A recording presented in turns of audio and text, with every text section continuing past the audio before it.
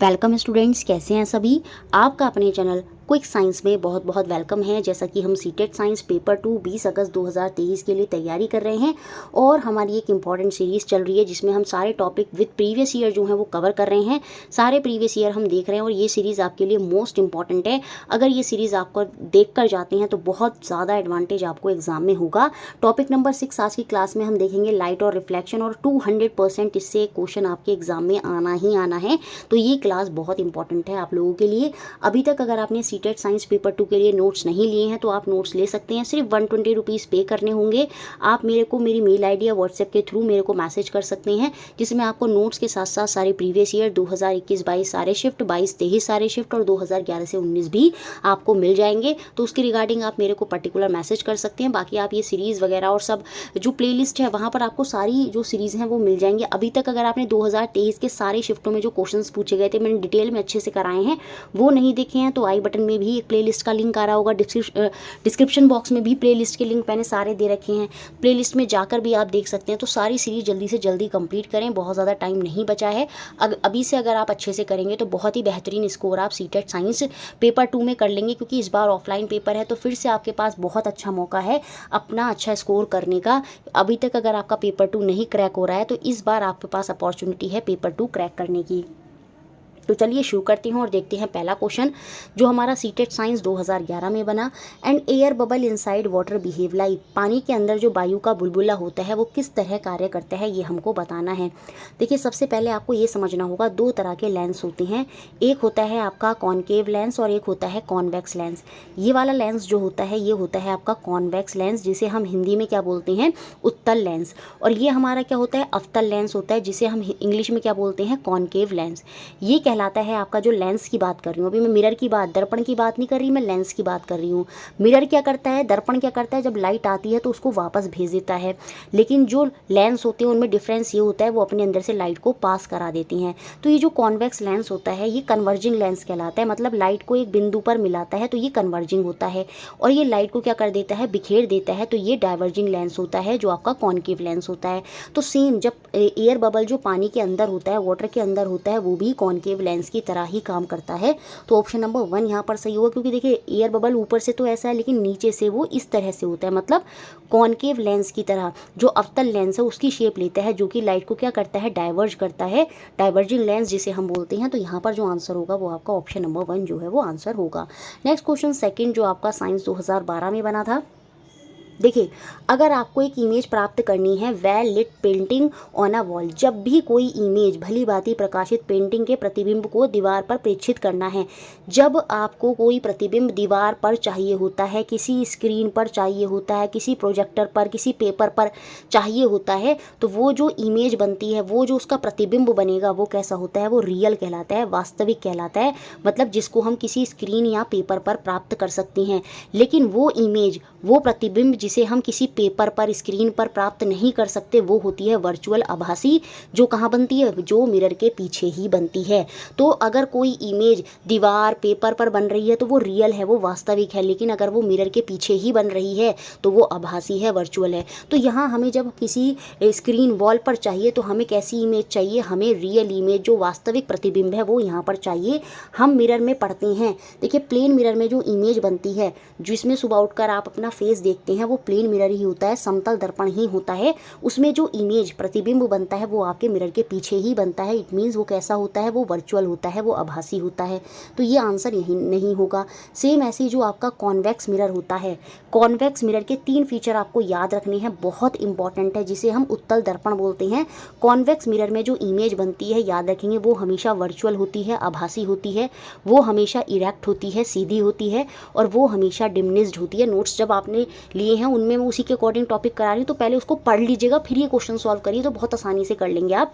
Virtual होती है, erect होती है और डिमिनिश्ड होती है, मतलब बहुत छोटी इमेज जो है वो बनती है किसमें, कॉन्वेक्स मिरर में, याद रखेंगे उत्तल दर्पण में। और जो काम कॉन्वेक्स मिरर करता है सेम वही काम कौन करता है, लेंस में, कॉनकेव लेंस भी करता है। याद रखेंगे उसका उल्टा, जो काम कॉन्वेक्स मिरर कर रहा है सेम वही काम कौन करता है, कॉनकेव लेंस भी करता है, अवतल लेंस भी करता है। उसमें भी इमेज वर्चुअल आभासी होती है, इरेक्ट सीधी होती है और साथ में डिमिनिश जो है वो छोटी इमेज देखने को मिलती है। तो यहाँ पर आंसर कॉन्वेक्स मिरर भी नहीं होगा क्योंकि इन दोनों में तो वर्चुअल इमेज हमारी बनती है। जो काम कॉन्वेक्स मिरर करता है वही काम कॉनकेव लेंस भी करता है, अवतल लेंस भी करता है। तो इसमें भी कैसी इमेज बनेगी, इसमें भी वर्चुअल आभासी जो है इमेज बनेगी। तो यहाँ पर आंसर होगा आपका ऑप्शन नंबर 4 कॉन्वेक्स लेंस। ये जो कॉन्वेक्स लेंस होगा सेम वही काम करता है जो आपका कौन करता है, कॉनकेव मिरर करता है। जो अवतल दर्पण काम करता है वही काम आपका कॉन्वेक्स लेंस करता है, उत्तल लेंस भी करता है। इनमें जो इमेज होती है जब हम दूर होते हैं तो इमेज उल्टी और छोटी बनती है और साथ में कैसी बनती है, वो वास्तविक बनती है, रियल बनती है। लेकिन बहुत ज़्यादा पास आने पर इमेज इसमें वर्चुअल भी हो जाती है। जो इमेज अभी दूर रहने पर छोटी हो रही थी वही जब बहुत ज़्यादा पास आप आ जाएंगे तो इमेज क्या हो जाती है, मैग्नीफाइड हो जाती है, बहुत बड़ी हो जाती है।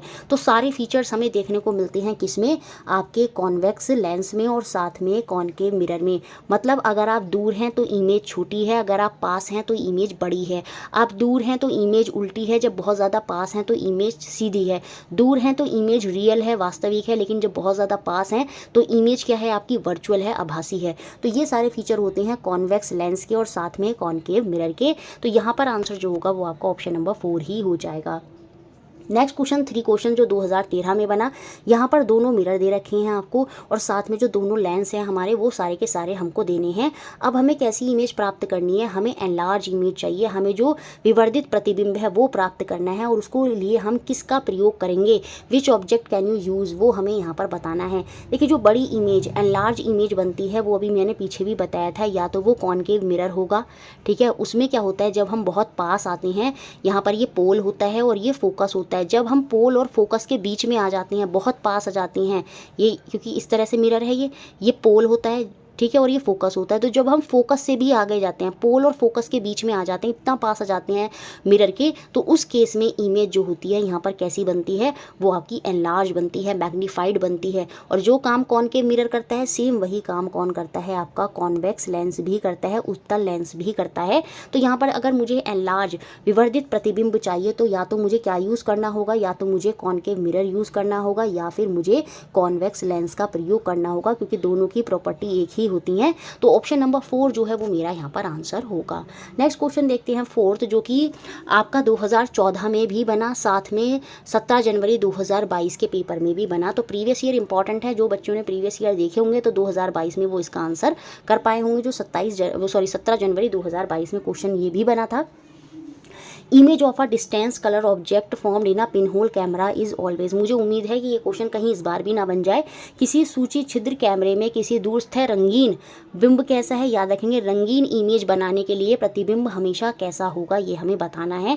तो देखिए जो पिनहोल कैमरा होते हैं, आपने एनसीईआरटी में देखा है, एक बॉक्स लेते हैं, फिर उस बॉक्स में क्या करते हैं, उसका ये वाला हिस्सा काट के उसमें ट्रेसिंग पेपर लगा देते हैं, फिर एक ये ट्रेसिंग पेपर लगाए, एक दूसरा बॉक्स लेते हैं, फिर उसको उसके अंदर क्या कर देते हैं, डाल देते हैं। तो कुछ इस तरह से आपका पिनहोल कैमरा जो है वो बनता है। और ये जो पिनहोल कैमरा होता है इसमें इमेज जो होती है वो आपकी ट्रेसिंग पेपर पर, मैंने बताया ना किसी पेपर पर अगर इमेज मिल रही है, प्रतिबिंब मिल रहा है, तो वो इमेज कैसी होती है, वो हमेशा रियल होती है, वास्तविक होती है। तो पिनहोल कैमरा में जो इमेज बनती है, सूची छिद्र कैमरे में जो इमेज बनती है वो रियल होती है, वास्तविक होती है, वो उल्टी होती है। याद रखेंगे जैसे हमारी रेटिना होती है, हमारी आंखों की जो रेटिना होती है वहाँ पर इमेज बनती है, प्रतिबिंब बनता है, तो रेटिना एक स्क्रीन की तरह काम करती है। तो सेम ऐसी हमारी आंखों में भी जो इमेज बनती है वो भी रियल होती है, वास्तविक होती है। रेटिना जो कि एक स्क्रीन की तरह काम कर रही है वहाँ पर जाकर बनती है। इन्वर्टेड इमेज ही हमारी आंखों में बनती है, पिनहोल कैमरा में भी इन्वर्टेड बनती है, ब्लैक एंड वाइट नहीं होगी। जैसा ऑब्जेक्ट होता है वैसी इमेज बनती है। ऑब्जेक्ट यहाँ पर कैसा है, कलर्ड है, रंगीन बिंब है, तो जो इमेज बनेगी, प्रतिबिंब बनेगा, वो भी रंगीन ही बनेगा। अगर ऑब्जेक्ट ब्लैक एंड वाइट होगा तो इमेज ब्लैक एंड वाइट होगी, अगर ऑब्जेक्ट कलर्ड है तो इमेज भी कलर्ड होगी। तो ऑप्शन नंबर 4 यहाँ पर फिर सही हो जाएगा, इमेज रियल बनती है। ध्यान से रट लीजिएगा, पिनहोल कैमरा में इमेज रियल होती है, इन्वर्टेड होती है, उल्टी होती है, और साथ में आपकी कलर्ड होती है। रंगीन ऑब्जेक्ट है तो रंगीन होगी और छोटी होती है, क्योंकि वो ट्रेसिंग पेपर पर प्राप्त कर रहे हैं तो वो छोटी इमेज जो है वहाँ पर हमें प्राप्त हो रही है। तो ऑप्शन 4 यहाँ पर सही है। नेक्स्ट क्वेश्चन देखते हैं जो फरवरी 2014 में बना। देखिए आइस से रिलेटेड जितने भी क्वेश्चन हैं वो भी इन्हीं चैप्टर में कवर होते हैं। एनसीईआरटी में आई से रिलेटेड जो टॉपिक है वो लाइट और रिफ्लेक्शन वाले चैप्टर में ही कवर कर रखा है। Impression of a light image persist on a retina of human eye about, मानव नेत्र की जो रेटिना होती है उस पर बने किसी वस्तु का जो प्रतिबिंब होता है, जो इमेज होती है, उसका प्रभाव रेटिना पर लगभग कितने समय तक रहता है। ये जनरल साइंस का भी क्वेश्चन है आपके लिए, तो वो रहता है आपका 1/16 सेकेंड तक। उसके नियर बाय ऑप्शन यहाँ पर 1/15 दे रखा है, मतलब 1/16 सेकेंड तक जो आप देखते हैं उसकी जो इमेज बनती है रेटिना पर वो कितने टाइम तक रहती है, वो 1/16 सेकेंड तक आपकी आंखों पर रहती है। तो ऑप्शन नंबर सी जो है वो यहाँ पर सही हो जाएगा। 1/16 बोल दें या 1/15, वैसे 1/16 ही होता है, तो ऑप्शन नंबर सी यहाँ पर आंसर होगा। नेक्स्ट क्वेश्चन जो कि आपका साइंस 2015 में जो है क्वेश्चन देखने को मिला।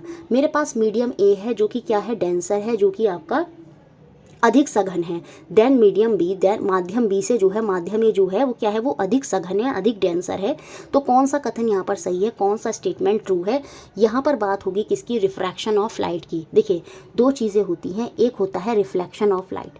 रिफ्लेक्शन क्या होता है, रिफ्लेक्शन जिसे हम प्रकाश का परावर्तन कहते हैं, उसमें क्या होता है, लाइट आती है, टकराती है और वापस चली जाती है ना। तो रिफ्लेक्शन के नियम भी होते हैं, angle of incidence is equal to angle of reflection. तो वो रिफ्लेक्शन ऑफ लाइट है कि लाइट आई, मिरर से टकराई और टकराकर वापस चली गई, तो वो रिफ्लेक्शन है। लेकिन जब लाइट एक मीडियम से, जैसे एयर है और वाटर है, तो ये दोनों अलग अलग माध्यम है, अलग अलग मीडियम है, तो जब लाइट एक मीडियम से दूसरे मीडियम में जाती है तो या तो वो क्या होती है, नॉर्मल की तरफ मुड़ जाती है, एक सीधा परपेंडिकुलर खींचते हैं जिसे हम नॉर्मल बोलते हैं, तो या तो वो नॉर्मल की तरफ मुड़ जाएगी या नॉर्मल से दूर चली जाएगी। तो वहाँ पर क्या होता है, जब लाइट एक मीडियम से दूसरे मीडियम में जा रही है या तो वो बैंड करेगी या वो अवे चली जाएगी, तो ये होता है आपका रिफ्रैक्शन ऑफ लाइट, प्रकाश का अपवर्तन जो है इसे हम बोलते हैं। तो ये यहाँ पर यही बात कर रहा है, इसी की बात कर रहा है कि जो मीडियम ए है वो ज़्यादा डेंसर है। मतलब ये अगर मैं एयर वाटर ना मानकर अगर ये मानूँ कि ये जो मीडियम ए है ये ज़्यादा डेंसर है, मतलब ये डेंसिटी इसकी जो है वो ज़्यादा है, ये डेंसर है। मीडियम बी जो है वो आपका फिर कैसा होगा, रेयरर होगा, वो हल्का होगा।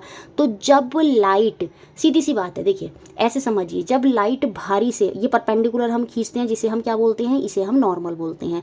तो जब लाइट भारी से हल्के में जाएगी तो वो नॉर्मल से दूर चली जाती है। याद रखेंगे, भारी से हल्के में जाएगी तो वो नॉर्मल से दूर चली जाती है। ये इंपॉर्टेंट है जो आपको याद रखना होगा।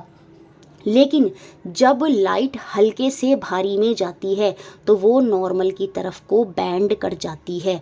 अभी देखिए यहाँ पर मीडियम ए अभी डेंसर था, भारी था, और भारी से हल्के में जा रही थी, तो वो लाइट क्या हो रहा था, दूर जा रही है नॉर्मल से।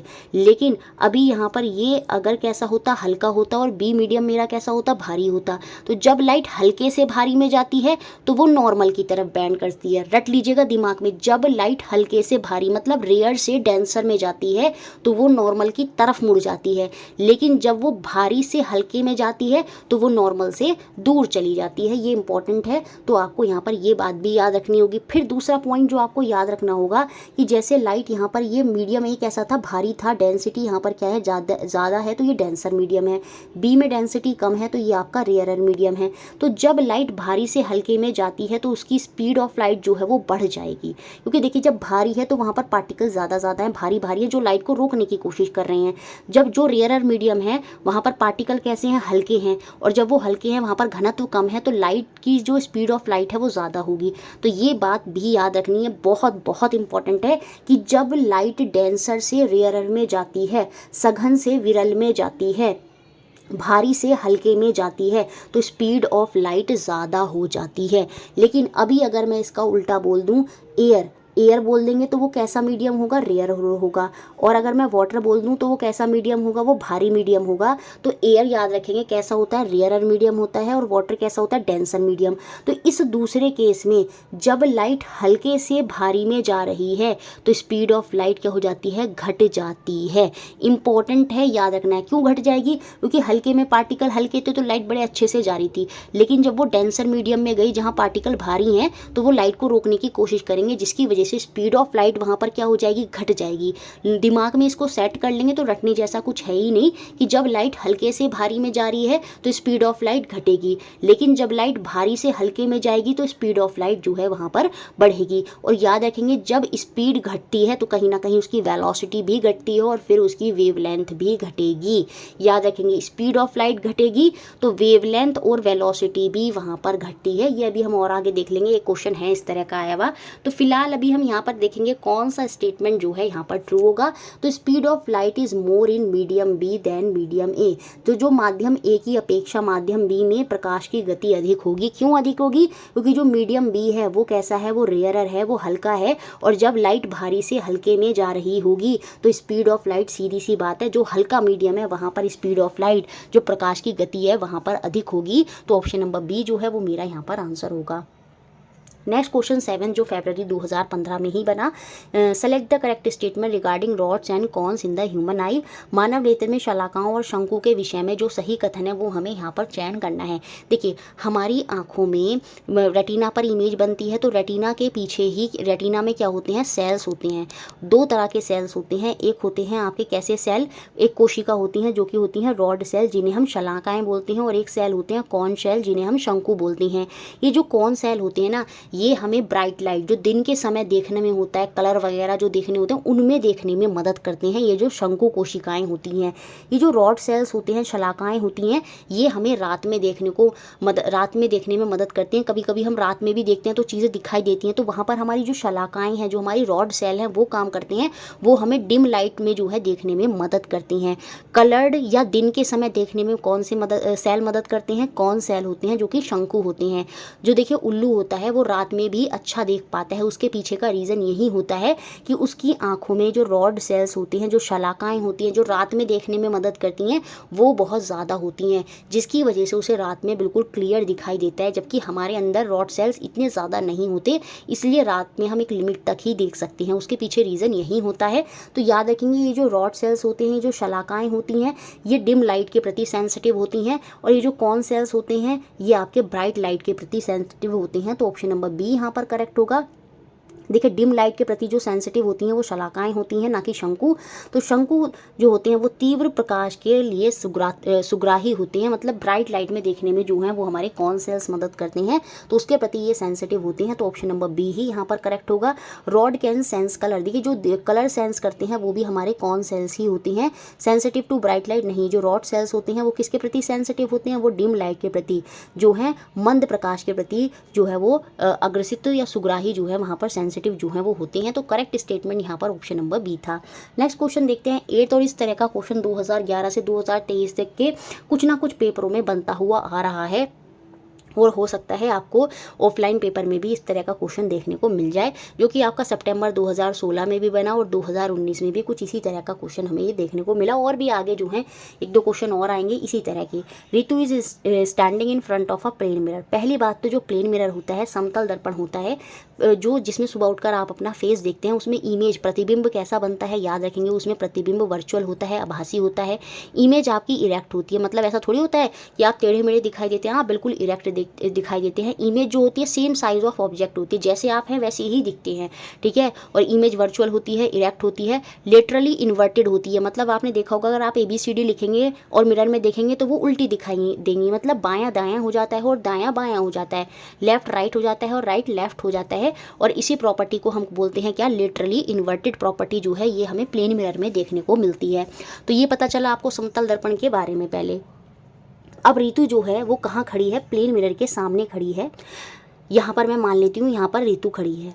The distance between Ritu and her image is 10 metre. यहाँ पर उसकी इमेज बनी होगी और इन दोनों के बीच का जो डिस्टेंस है वो 10 मीटर है। अब यहाँ पर जो बात समझने वाली है वो ये है कि जितना मैं मिरर पर खड़ी होती हूँ, पीछे जो मेरा प्रतिबिंब इमेज बनेगा वो भी उतनी ही दूरी पर बनता है। तो यहाँ पर डिस्टेंस दिया कितना कि जो रितु खड़ी है और रितु की पीछे इमेज बनी, उनके बीच का डिस्टेंस है 10 मीटर। इसका मतलब वो यहाँ मिरर पे 5 मीटर खड़ी होगी, तभी उसके जो इमेज बनी होगी वो भी 5 मीटर की दूरी पर बनी होगी, तभी कुल मिलाकर डिस्टेंस 10 मीटर रहा होगा। ये बात इंपॉर्टेंट है, याद रखेंगे। जितनी दूरी पर आप मिरर पर खड़े होते हैं प्लेन मिरर पर, उतनी ही दूरी पर पीछे आपकी जो इमेज है वो बनती है। अगर रितु 5 मीटर पर खड़ी थी तो उसकी जो इमेज प्रतिबिंब है वो भी पीछे 5 मीटर पर ही बनेगा। तो कुल मिलाकर डिस्टेंस है 10 मीटर। अब क्या होता है, रितु 2 मीटर आगे खिसक जाती है। अब 2 मीटर आगे खिसक गई, इसका मतलब यहाँ पर डिस्टेंस रह गया 3 मीटर। तो इधर से भी 2 मीटर कम हो जाएगा, यहाँ पर भी पीछे डिस्टेंस कितना रह जाएगा, 3 मीटर ही रह जाएगा।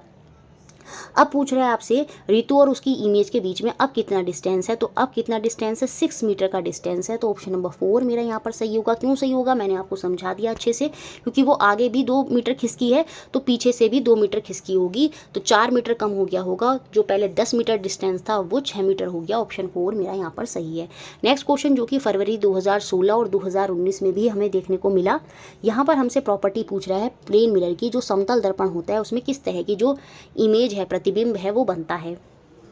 Image is larger in the size, नहीं, इमेज का जो आकार होता है वो सेम साइज़ का होता है। ऐसा नहीं छोटा बड़ा दिखने लगेगा या बड़ा छोटा दिखने लगेगा, आप जैसे हो मिरर में वैसे ही दिखाई देते हो, तो सेम साइज़ की इमेज बनती है। तो ये ऑप्शन तो हो गया गलत। और जब ए गलत है तो देखिए ये सारे ऑप्शन हो गए यहाँ से बाहर। इट मीन्स मेरा आंसर जो है वो ऑप्शन नंबर 3 ही होगा। बी, सी और डी वाली प्रॉपर्टी जो है ये प्लेन मिरर की होती हैं, समतल दर्पण की होती हैं। Image is formed at a same distance as the object, जो प्रतिबिंब बनता है वो उतनी ही दूरी पर बनता है जितनी दूरी पर ऑब्जेक्ट होता है। अभी पीछे देखा था रितु वाले केस में, तो ये वाली बात तो यहाँ पर सही है। इमेज इज लेटरली इन्वर्टेड, जो इमेज होती है वो पार्श्व परावर्तित होती है, लेफ्ट राइट हो जाता है और राइट लेफ्ट हो जाता है, ये बात भी सही है। और इमेज क्योंकि मिरर के पीछे बन रही है तो वो वर्चुअल है, आभासी है, तो बी, सी, डी ऑप्शन 3 यहाँ पर सही है। नेक्स्ट क्वेश्चन जो जुलाई 2019 में बना, यहाँ पर हमसे करेक्ट जो सही कथन है वो यहाँ पर पूछ रहा है। देखिए जो कॉनकेव मिरर होता है उसमें erect as well as inverted image जो है वो देखने को मिलती है, ये बात यहाँ पर बिल्कुल सही हो जाएगी। देखिए जो कॉनकेव मिरर है जब उसमें हम दूर रहते हैं तो उसमें इमेज कैसी होती है, इन्वर्टेड होती है, उल्टी होती है। लेकिन जब हम बहुत ज़्यादा पास आ जाते हैं, फोकस और पोल के बीच में आ जाते हैं, तो उस केस में इमेज वहाँ पर जो अभी इन्वर्टेड थी वो अभी इरेक्ट भी वहाँ पर हो जाती है, सीधी इमेज जो है वो भी हमें प्राप्त होने लगती है। तो कॉनकेव मिरर के बारे में ये बात बिल्कुल सही है। कॉन्वेक्स मिरर में इन्वर्टेड इमेज बनती है, हमने अभी देखा था। कॉन्वेक्स मिरर में इमेज जो होती है वो हमेशा कैसी होती है, वो इरेक्ट होती है। सबसे पहले वाले क्वेश्चन में ही बताया था। जो कॉन्वेक्स मिरर होता है, जो उत्तल दर्पण होता है, उसमें जो इमेज होती है वो सदैव कैसी होती है, वो सीधी होती है, वो इरेक्ट होती है, जैसे कि प्लेन मिरर में होती है। उसके बाद थर्ड पॉइंट जो है कॉन्वेक्स मिरर में देखिए हमेशा सीधी इमेज बनती है, तो इसमें इरेक्ट और सीधी दोनों कह रहा है, ये बात भी गलत है। Concave mirror always form a erect image, जो कॉनकेव मिरर होता है, अवतल दर्पण होता है, उसमें सदैव सीधा प्रतिबिंब बनता है, नहीं। जब हम दूर होते हैं तो उस केस में इन्वर्टेड बनता है, और जब हम बहुत पास आ जाते हैं तो बहुत बड़ी इमेज भी बनती है, और साथ में जो वर्चुअल इमेज है वो भी बनती है, और इमेज कैसी हो जाती है, इरेक्ट हो जाती है, सीधी हो जाती है। तो पहला वाला पॉइंट ही यहाँ पर सही है। इट मीन्स फर्स्ट ऑप्शन जो है वो मेरा यहाँ पर सही है। नेक्स्ट क्वेश्चन 11th क्वेश्चन जो आपका दिसंबर 2021 में भी बना, और सेम ऐसा ही क्वेश्चन आपका 28 जनवरी 2023 वाले पेपर में भी देखने को मिला। तो देख रहे हैं प्रीवियस ईयर जो बच्चे देख कर गए होंगे वो 28 जनवरी 2023 में भी इसका आंसर जो है वो करके गए होंगे। तो प्रीवियस ईयर आपके लिए मोस्ट इंपॉर्टेंट है, बहुत ज़्यादा हेल्प आपको यहाँ से होगी। नोट्स आप ले लीजिए, उनसे और भी डबल हेल्प होगी। अगर पूरा ये इस बार टारगेट है कि साइंस में मुझे 25+ लानी है, तो इस बार कमी मत छोड़िए, क्योंकि ऑफलाइन वाला मौका इस बार मिला है, हर बार नहीं मिलेगा। How many image will be formed if you stand between two plane mirror position parallel to each other in a trial room of garment। किसी वस्त्रालय के ट्रायल कमरे में यदि आप दो समांतर समतल दर्पण, जब भी प्लेन मिरर समतल दर्पण पैरेलल होंगे, तो नंबर ऑफ जो इमेज बनेंगे, प्रतिबिंब बनेंगे, वो हमेशा इनफाइनाइट होते हैं, असीम होते हैं। तो ऑप्शन नंबर डी यहाँ पर सही होगा। सेम ऐसा ही क्वेश्चन 28 जनवरी 2023 में भी बना था। यहाँ पर भी दो प्लेन मिरर जो है वो पैरेलल हैं, एक दूसरे के समांतर जो हैं। अब देखिए यहाँ घुमाने के लिए क्या बोल दिया, 30 सेंटीमीटर की दूरी पर रखें हैं। इस डिस्टेंस से कोई मतलब नहीं है, 30 हो, 20 हो, 40 हो, 50 हो, लेकिन अगर दोनों प्लेन मिरर दोनों समतल दर्पण अगर पैरेलल हैं, समांतर हैं, तो उसके बीच में अगर कोई ऑब्जेक्ट रखा है तो जो उसकी इमेज बनेंगी, याद रखेंगे, वो हमेशा इनफाइनाइट होती हैं, अनगिनत होती हैं। तो ऑप्शन नंबर 4 जो है या डी जो है वो मेरा यहाँ पर बिल्कुल सही हो। नेक्स्ट क्वेश्चन देखते हैं, क्वेश्चन नंबर 12 जो आपका 21 दिसंबर 2021 में बना। Which of the following is true for light as is travel from air to water. प्रकाश के बारे में, जब वो वायु से पानी में गमन करता है तो प्रकाश के लिए कौन सा कथन सही है। अब देखिए यहाँ पर जो एयर होगी, एयर कैसा मीडियम है, एयर आपका रेयरर मीडियम है, हल्का मीडियम है, जबकि पानी जो है, वाटर जो है, वो कैसा मीडियम है, वो आपका डेंसर मीडियम है, वो भारी मीडियम है। अभी मैंने पीछे समझाया था, जब लाइट हल्के से भारी में जाएगी तो वहाँ पर स्पीड ऑफ लाइट घट जाती है, ठीक है। कैसी हो जाती है, स्पीड ऑफ लाइट जो है वो घट जाती है, और जब लाइट रेयर से डेंसर में जाती है तो एक बात और याद रखेंगे, वो नॉर्मल की तरफ बैंड कर जाती है। तो दोनों पॉइंट याद रखनी है। जब लाइट रेयर से डेंसर में जाती है, हल्के से भारी में जाती है, विरल से सघन में जाती है, तो वो नॉर्मल की तरफ मुड़ जाती है, और साथ में स्पीड ऑफ लाइट जो है वो भी उसकी वहाँ पर घट जाती है। दोनों पॉइंट याद रखेंगे। और इसका उल्टा दूसरा होगा, जब भारी से हल्के में जाएगी लाइट तो वहाँ पर स्पीड ऑफ लाइट जो है वो बढ़ जाएगी और वो नॉर्मल से दूर चली जाती है। तो दोनों पॉइंट आपको यहाँ पर याद रखनी है। और जब स्पीड ऑफ लाइट, जब लाइट रेयर से डेंसर में जा रही है, एयर से वाटर में जा रही है, हल्के से भारी में जा रही है, तो जब स्पीड ऑफ लाइट वहाँ पर घटेगी तो याद रखेंगे उसकी जो वेवलेंथ और वेलोसिटी है वो भी वहाँ पर घटती है। तो उसका तरंग दैर्ध्य और जो वेग है दोनों में ही क्या हो जाएगी, वृद्धि नहीं होगी। यहाँ पर वृद्धि लिख दिया है हिंदी में, दोनों ही में ही क्या होगा, ह्रास होगा, मतलब दोनों ही वहाँ पर घट जाएंगे। एक बात और है आपको याद रखनी होगी, अगर क्वेश्चन बन जाए फ्रीक्वेंसी पर क्या प्रभाव पड़ता है जब लाइट एक मीडियम से दूसरे मीडियम में जाती है, जब प्रकाश एक माध्यम से दूसरे माध्यम में जाता है तो जो आवृत्ति है, जो फ्रीक्वेंसी है, उस पर क्या इफेक्ट पड़ता है, उस पर कोई इफेक्ट नहीं पड़ता, वो हमेशा सेम ही रहती है। तो ये पॉइंट भी आपको जो है वो यहाँ पर याद रखना होगा, आगे हो सकता है कभी बन जाए। नेक्स्ट क्वेश्चन जो 22 दिसंबर में बना, a convex lens submerge in a liquid medium of high refractive index will act as. बहुत हाई लेवल क्वेश्चन ये बना। देखिए 1-2 क्वेश्चन अगर बन जाते हैं तो उसमें तो या तो आप टिक करेंगे, तुक्का लगाएंगे, या भाई आगे बढ़ सकते, क्योंकि 20 क्वेश्चन में से पक्का 2 क्वेश्चन ऐसे मिल सकते हैं या नहीं भी मिल सकते। बहुत सी शिफ्टों में देखें तो एक भी क्वेश्चन ऐसा नहीं था जो हाई लेवल पूछा गया, और बहुत सी शिफ्ट ऐसी थी जहाँ पर 2-3 क्वेश्चन हाई लेवल पूछ दिए गए। तो ये तो अब आपका वहाँ पर लक रहेगा कि आपके साथ ऐसा ना हो। वैसे तो ऐसा नहीं होगा, इस बार तो एक ही पेपर होना है एक ही दिन में, तो बहुत ज़्यादा एडवांटेज मुझे लग रहा है इस बार आपको देखने को मिलेगा। प्रीवियस ईयर बहुत बड़ा रोल प्ले करेंगे। क्वेश्चन बहुत लेंदी इस बार देखने को नहीं मिलेंगे, जैसे बहुत लेंदी क्वेश्चन ऑनलाइन में आ रहे थे, इतना ऑफलाइन में देखने को नहीं मिलेंगे। ये एक बहुत बड़ा फ़ायदा आपको मिलेगा, जिससे आप पेपर क्या होगा टाइम पर कर पाएंगे। अब ये जो कॉन्वेक्स लेंस होता है, मैंने भी सबसे शुरू में ही बताया था, ये आपका कन्वर्जिंग लेंस कहलाता है। ये लाइट को क्या करता है, एक पॉइंट पर जो है वो मिला देता है, फोकस पर जो है वो केंद्रित कर देता है। तो ये आपका कॉन्वेक्स लेंस होता है, उत्तल लेंस होता है। लेकिन जब ये किसी लिक्विड मीडियम में डाला जाता है जिसका रिफ्रैक्टिव इंडेक्स जो होता है, अपवर्तनांक जो होता है वो ज़्यादा होता है, तो उस केस में ये कन्वर्जिंग ना होकर किस तरह से काम करता है, ये अपसारी लेंस, डाइवर्जेंट लेंस जो होता है उसकी तरह काम करने लगता है। तो ये बात आप याद रखेंगे। तो ऑप्शन नंबर ए जो है वो यहाँ पर सही है। नेक्स्ट क्वेश्चन देखते हैं। 14th क्वेश्चन एनसीईआरटी की बुक से उठा के ले लिया गया है। 23 दिसंबर 2021 में ही क्वेश्चन बना। देखिए एनसीईआरटी में साफ साफ दिया है, जो स्पून होती है उस स्पून का जो बाहरी पृष्ठ होता है वो आपका कॉन्वेक्स मिरर की तरह काम करता है, और जो स्पून का अंदर वाला हिस्सा होता है वो कॉनकेव मिरर की तरह काम करता है। ये बात दिमाग में रट लीजिएगा। स्पून का बाहर वाला हिस्सा कॉन्वेक्स मिरर, उत्तल दर्पण की तरह काम करता है, और स्पून का, चम्मच का अंदर वाला जो हिस्सा होता है वो कॉनकेव मिरर, अवतल दर्पण की तरह काम करता है।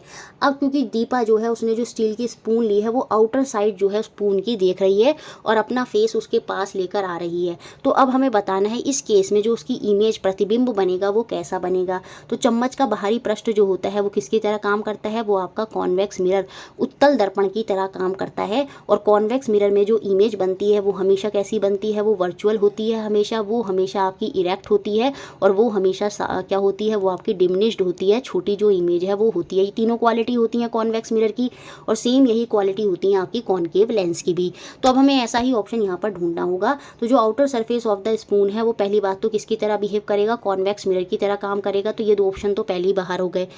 और साथ में जो इमेज बनती है आपको पता ही है कॉन्वेक्स मिरर में कैसी बनती है, वो डिमिनिश्ड बनती है। तो ऑप्शन नंबर 2 जो है वो मेरा यहाँ पर आंसर होगा।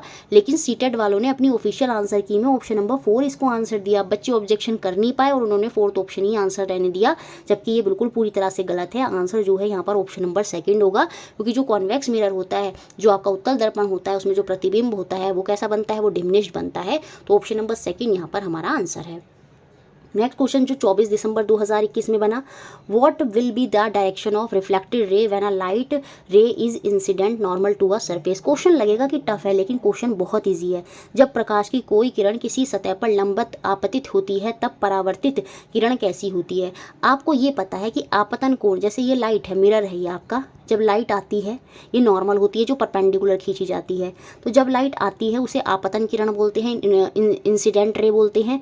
वो जिस एंगल पर आई, सपोज 40 डिग्री के एंगल पर आई, तो वो टकराकर 40 डिग्री के एंगल पर ही वापस चली जाती है, और जो वापस जाती है उसे हम रिफ्लेक्टेड रे, परावर्तन किरण बोलते हैं। तो ये जो एंगल ऑफ इंसिडेंट है ये बराबर होता है एंगल ऑफ रिफ्लेक्शन के। लाइट जैसे आती है वैसे ही चली जाती है। अब यहाँ पर जो केस दिया है, जो लाइट है वो कैसे आई है, वो नॉर्मल के ये नॉर्मल है, ठीक है।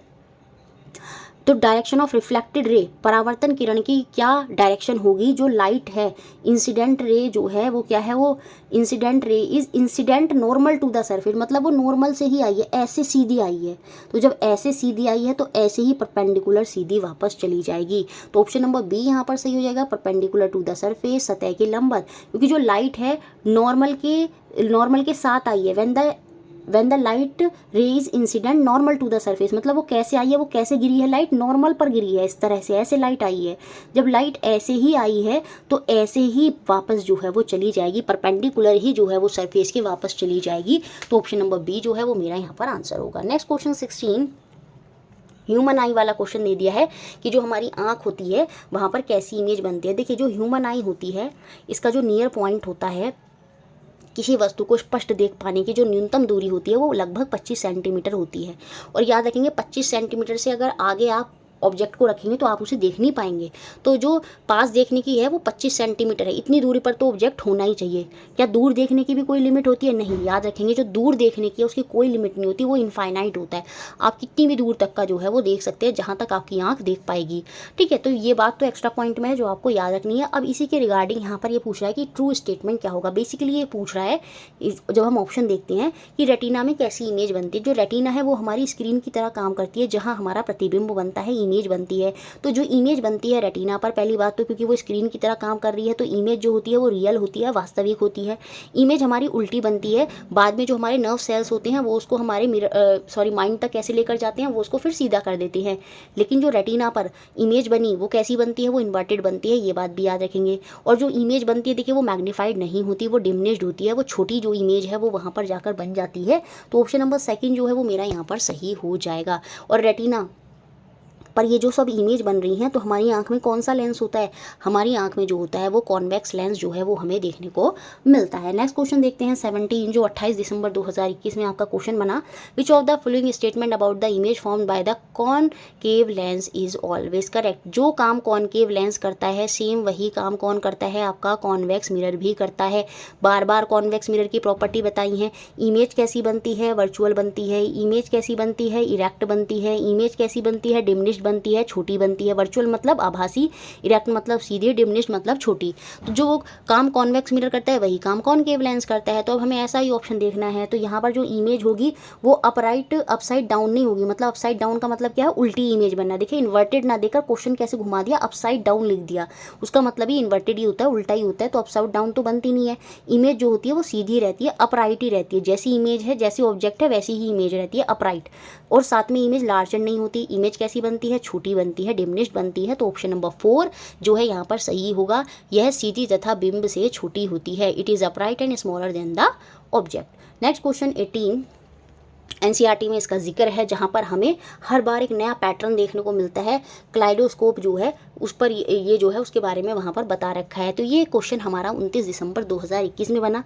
एक क्वेश्चन ये बनेगा कि क्लाइडोस्कोप किस प्रिंसिपल पर वर्क करता है। तो क्लाइडोस्कोप जो होता है वो रिफ्लेक्शन ऑफ लाइट के प्रिंसिपल पर वर्क करता है। पहली बात तो किस पर करता है, प्रकाश के परावर्तन, रिफ्लेक्शन ऑफ लाइट के जो फिनोमिना है उस पर ही ये वर्क करता है। और कैसे करता है कि multiple reflection from 3 inclined plane mirror, 3 झुके आनत समतल दर्पणों द्वारा जो बहुल परावर्तन होता है वही आपका क्या होता है, क्लाइडोस्कोप जो है। जो इमेज वहाँ पर बनाता है वो हर टाइम अलग पैटर्न क्यों बना पाता है, क्योंकि वहाँ पर मल्टीपल रिफ्लेक्शन जो है हर बार देखने को मिलते हैं। और वो कैसे बनते हैं, फ्रॉम 3 इंक्लाइंड प्लेन मिरर। तो ऑप्शन नंबर सेकंड जो है वो मेरा यहाँ पर सही होगा। इस बात को अच्छे से आप याद भी कर लेंगे।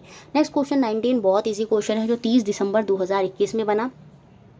समीर जो है एग्जीबिशन में जाता है ना, और वहाँ पर जाकर वो बहुत सारी मिरर देखता है और उनकी कुछ करैक्टरिस्टिक जो हैं वो यहाँ पर हमें लिख रखी हैं। तो उन्हीं के बेसिस पर हमें बताना है कि किस तरह की इमेज जो है वहाँ पर बनेंगी। बहुत सिंपल क्वेश्चन है, जो मिरर एक है, ए है, दर्पण एक है, उसमें इमेज इरेक्ट और सेम साइज़ की बन रही है। तो अब हमें साफ क्लियर हो गया, जो इमेज सेम साइज़ की और इरेक्ट बनती है वो किस में बनती है, वो हमारी प्लेन मिरर में ही बनती है। क्योंकि जो कॉन्वेक्स मिरर उत्तल दर्पण में भी क्या होता है, इमेज इरेक्ट होती है, लेकिन वो डिमिनिश्ड होती है, छोटी होती है।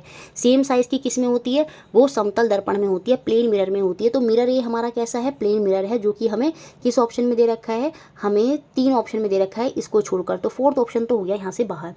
बी के केस में जो इमेज है वो इरेक्ट है और डिमिनिश्ड है, तो मतलब यहाँ पर बात किसकी हो रही है, अभी हम करते हुए आ रहे हैं बार बार, कॉन्वेक्स मिरर की बात हो रही है, उत्तल दर्पण की यहाँ पर बात हो रही है। कॉन्वेक्स मिरर जो है हमें किस ऑप्शन में मिल रहा है, इस ऑप्शन में भी नहीं मिल रहा। तो हमारा फर्स्ट और थर्ड ऑप्शन दिखता है कि ये पहला तो प्लेन मिरर था, दूसरा हमारा कॉन्वेक्स मिरर था, इस ऑप्शन में है नहीं, तो ये ऑप्शन भी बाहर हो गया। सीधा सा आंसर पर आ गया, ऑप्शन नंबर 1 जो है वो मेरा यहाँ पर आंसर है। सी मिरर में कैसा हो रहा है, इमेज जो है वो इन्वर्टेड और डिमिनिश्ड है। फिर डी केस में क्या हो रहा है, इमेज इन्वर्टेड है लेकिन मैग्नीफाइड है। तो दोनों फीचर हमें कॉनकेव मिरर में देखने को मिल सकते हैं। इमेज उल्टी और छोटी भी होती है, लेकिन इमेज उल्टी और मैग्नीफाइड जो है, बड़ी जो है, वो भी देखने को मिल सकती है कॉनकेव मिरर में। तो सी और डी मेरे कॉनकेव मिरर हैं और ए और बी मेरे क्या है, प्लेन मिरर और कॉन्वेक्स मिरर हैं। प्लेन मिरर को हिंदी में समतल दर्पण, कॉन्वेक्स को उत्तल दर्पण, ये है अवतल दर्पण, ये भी अवतल दर्पण हो गया। तो ऑप्शन नंबर 1 जो है वो मेरा यहाँ पर आंसर हो जाएगा। नेक्स्ट क्वेश्चन देखते हैं, क्वेश्चन नंबर 20 जो हमारा 31 दिसंबर 2021 में बना। कुछ स्टेटमेंट दिए हैं और इसी के आधार पर हमें जो सही कथन है वो यहाँ पर पहचानना है। जो कॉन्वेक्स मिरर होता है उसमें इमेज हमेशा वर्चुअल और डिमिनिश होती है। अब तो ये बात आपके माइंड में रट गई होगी। जो उत्तल दर्पण होता है उसमें जो इमेज बनती है वो सदैव कैसी होती है, आभासी और आकार में छोटी प्रतिबिंब जो है वो बनता है, ये बात सही होगी।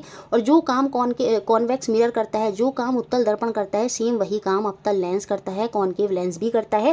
और उसके बारे में भी यही लिखा है कि उसमें भी जो इमेज बनती है वो हमेशा वर्चुअल और डिमिनिश्ड ही बनेगी, आकार में छोटी और आभासी जो है वो वहाँ पर बनेगी। ए और बी जो है वो पूरी तरह से मेरे यहाँ पर सही मुझे दिख रहे हैं। सी को देखूँ मैं, जो कॉनकेव मिरर होता है उसमें रियल इमेज बनती है और डिमिनिश बनती है। बिल्कुल जब हम दूर होते हैं तो इमेज रियल होती है, वास्तविक होती है और वो छोटी भी बनती है। साथ साथ में एज वेल एज जो इमेज होती है वो वर्चुअल और डिमिनिश्ड बनती है। देखिए आभासी जब बनती है जब इमेज कैसी होती है, एनलार्ज होती है, बहुत मैग्नीफाइड होती है। तो वर्चुअल जब बनती है, जब वो डिमिनिश्ड नहीं होती, वो मैग्नीफाइड होती है। इस वजह से ये ऑप्शन भी क्या हो गया, गलत हो गया। तो सी गलत है मेरा, ए बी सही है। सी गलत है तो ये ऑप्शन हो गया मेरा यहाँ पर बाहर, ये वाला ऑप्शन भी बाहर। अब यहाँ पर डी को और चेक कर लेते हैं। अ कॉन्वेक्स लेंस, अब देखिए जो काम कॉनकेव मिरर करता है सेम वही काम कौन करता है, कॉन्वेक्स लेंस भी करता है। While using as a magnifier, जब मैं इसे मैग्नीफायर की तरह विवर्तित लेंस की तरह यूज़ कर रही हूँ, make a real as a magnified image. देखिए मैग्नीफायर के केस में जो इमेज बनती है वो वर्चुअल और मैग्नीफाइड, ऐसे होता तब सही होता, वर्चुअल और मैग्नीफाइड, आभासी और बहुत आवर्धित प्रतिबिंब बनता है, ना कि रियल और मैग्नीफाइड होती है। इस वजह से 4th भी गलत है। तो यहाँ पर जो सही स्टेटमेंट्स हैं वो आपकी ए और बी हैं। इट मीन्स ऑप्शन नंबर 3 यहाँ पर सही होगा, ओनली ए एंड बी। तो ये 20 क्वेश्चन हमने देखे, आगे हम देखेंगे बहुत सारे क्वेश्चन हैं, क्योंकि हर शिफ्ट में क्वेश्चन बनाया तो क्वेश्चन बहुत सारे हैं। और ये देखने के बाद आपका हो ही नहीं सकता कि जो लाइट रिफ्लेक्शन मिरर वाले चैप्टर से क्वेश्चन बने वो आपका रह जाए। अगर आपको साइंस पेपर 2 के लिए नोट्स चाहिए, एनसीईआरटी बायलिंगुअल 6, 7, 8 के प्रीवियस ईयर 2021, 22, 23, 2019, 11, 19, तो आपको पे करने होंगे 120 रुपीज़। ये मेरी यूपीआई आईडी है जिन पर आपको पेमेंट करना है। मेरी मेल आईडी और व्हाट्सएप पर मेरे को मैसेज कर सकते हैं रिगार्डिंग नोट। एक बार आप पेमेंट करेंगे तो आपको जो नोट्स हैं आपको hand to hand previous year जो है वो आपको प्रोवाइड करा दिए जाएंगे। तो ये आप नोट्स भी ले सकते हैं अगर आप बहुत ही बेहतरीन, बहुत ही 100% वाला इस बार स्कोर करना चाहते हैं। चलिए अब हम आगे के क्वेश्चंस देखते हैं। नेक्स्ट क्वेश्चन देखते हैं 21, जो कि 1 जनवरी 2022 में बना। वो दिसंबर की शिफ्ट के थे, ये जनवरी की शिफ्ट के थे 2022 के। Which of the following statement is true when ray of light travel from air to oil. जब लाइट एयर से ऑयल में जाती है तो क्या प्रभाव पड़ता है प्रकाश की किरण पर, ये हमको बताना है। देखिए एयर हल्की है, एयर कैसी है, रेयरर है, वो हल्की है। ऑयल कैसा है, उसकी डेंसिटी ज़्यादा है तो वो डेंसर है। और मैंने अभी पीछे भी समझाया था, जब लाइट रेयर से डेंसर में जाती है तो जो उसकी स्पीड ऑफ लाइट है वो क्या होती है, वहाँ पर घट जाती है और वो नॉर्मल की तरफ बैंड कर जाती है। तो ऑप्शन नंबर 1 यहाँ पर सही होगा। स्पीड ऑफ लाइट जो है वो घटेगी और वो नॉर्मल की तरफ क्या हो जाएगी, बैंड कर जाएगी। तो ये अच्छे से याद कर लीजिएगा, पीछे भी अच्छे से समझा दिया है, नोट्स में भी ये सारी बातें लिखी हैं, तो इनको अच्छे से माइंड में आप सेट रखिएगा। तो ऑप्शन 1 यहाँ पर सही है। नेक्स्ट क्वेश्चन देखिए, ये क्वेश्चन बहुत ईजी क्वेश्चन है, लेकिन पूछा ऐसे कि आपको कंफ्यूज करने के लिए। 3 जनवरी 2022 में क्वेश्चन बना, the focal length of a concave mirror. देखिए ये आपका कॉनकेव मिरर है, ये इस तरह से फोकल लेंथ होता है और जहाँ पे मिरर ये इस तरह से पॉइंट कर रहा होता है ये पोल कहलाता है। और देखिए मिरर क्या होता है, ये जो बीच का होता है ये होता है सेंटर ऑफ कर्वेचर, मतलब पूरा मिरर जो है इस तरह से बन रहा होगा तो बीच में ये सेंटर होता है, इसे हम सेंटर ऑफ कर्वेचर बोलते हैं। और इसका जो आधा होता है ये आपका क्या होता है, फोकस होता है और ये आपका पोल होता है। अब इसने कहा जो फोकल लेंथ है वो कितनी है, वो आपकी यहाँ पर जो फोकल लेंथ है पोल से फोकल लेंथ की दूरी है ये 20 सेंटीमीटर है। तो हमें किस डिस्टेंस पर कॉनकेव मिरर के एक ऑब्जेक्ट को रखना चाहिए, एक वस्तु को रखना चाहिए कि इमेज कैसी बने, वर्चुअल बने, आभासी बने। कॉनकेव मिरर के केस में आपको पता है जब हम फोकल लेंथ से आगे आते हैं तभी जो मेरा मिरर में इमेज बनेगी, प्रतिबिंब बनेगा, तभी वो वर्चुअल बनेगा। मतलब इधर जाकर जो इमेज है वो यहाँ पर बन जाएगी मिरर के पीछे ही, तभी वो वर्चुअल इमेज वहाँ पर बनती है। तो देखिए जब फोकल लेंथ से आगे कहीं जो है मेरा ऑब्जेक्ट रखा होना चाहिए तो सीधी सी बात है वो कहाँ 80 सेंटीमीटर तो बहुत दूर हो जाएगा, 40 20 फोकल पर भी नहीं रखा होगा, क्योंकि जब मैं फोकस के ऊपर ऑब्जेक्ट रख दूंगी तो जो ऑब्जेक्ट रखूंगी तो जो इमेज बनेगी वो इनफाइनाइट जो है वहाँ पर बनती है।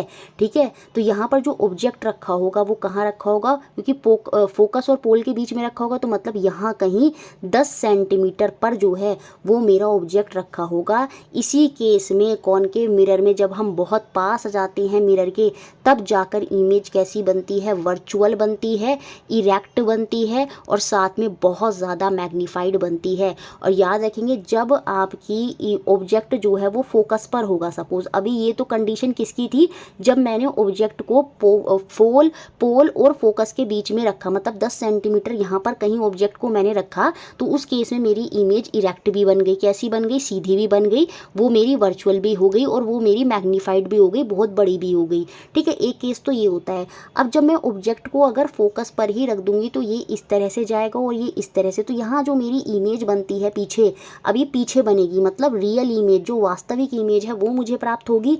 इमेज यहाँ पर भी कैसी होती है आपकी, याद रखेंगे वो आपकी इन्वर्टेड होती है। कैसी होती है, वो आपकी इन्वर्टेड होती है और साथ में वो आपकी मैग्नीफाइड होती है। बहुत बड़ी इमेज अभी भी होती है, यहाँ पर बहुत ज़्यादा बड़ी होती है। फिर हम फोकस से दूर चले जाएंगे तो फिर और थोड़ा सा क्या हो जाएगा, इमेज रियली रहेगी, इन्वर्टेड रहेगी, अब वो उतनी मैग्नीफाइड नहीं रहेगी। और जब मैं सेंटर ऑफ कर्वेचर पर आ जाती हूँ, देखिए यहाँ पर सेंटर ऑफ कर्वेचर बनता है, ये फोकस है, ये पोल है।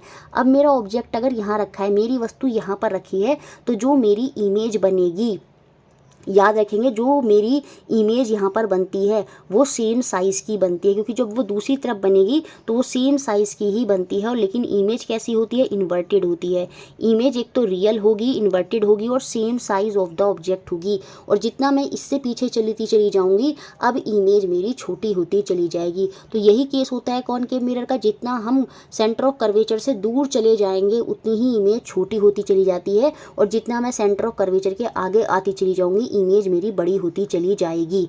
ठीक है, और जब मैं फोकस से भी आगे आ जाऊंगी तो इमेज जो अभी मेरी रियल बन रही थी, वास्तविक बन रही थी, वो अब वर्चुअल हो जाती है, आभासी हो जाती है। ठीक है, ये बात भी आपको याद रखना होगा। और जो इमेज मेरी अभी तक उल्टी बन रही थी, कैसी इमेज बनती है, जब हम दूर रहते हैं तो इन्वर्टेड उल्टी इमेज बनती है, लेकिन जब मैं फोकस और पोल के बीच में जाती हूँ तो जो इमेज मेरी इन्वर्टेड थी वो अब क्या हो जाएगी, वो सीधी हो जाएगी, वो इरेक्ट हो जाएगी। तो ये सारे केस हमें कॉनकेव मिरर में देखने को मिलेंगे। तो जब मुझे वर्चुअल आभासी प्रतिबिंब चाहिए तो उस केस में मेरा ऑब्जेक्ट जो है पोल और फोकस के बीच में होना चाहिए। तो जब इसके बीच का डिस्टेंस 20 सेंटीमीटर है तो इससे कम ही यहाँ पर, मतलब मैं ये कह सकती हूँ 10 सेंटीमीटर पर मेरा ऑब्जेक्ट होना चाहिए। तो ऑप्शन नंबर 1 यहाँ पर सही हो जाएगा।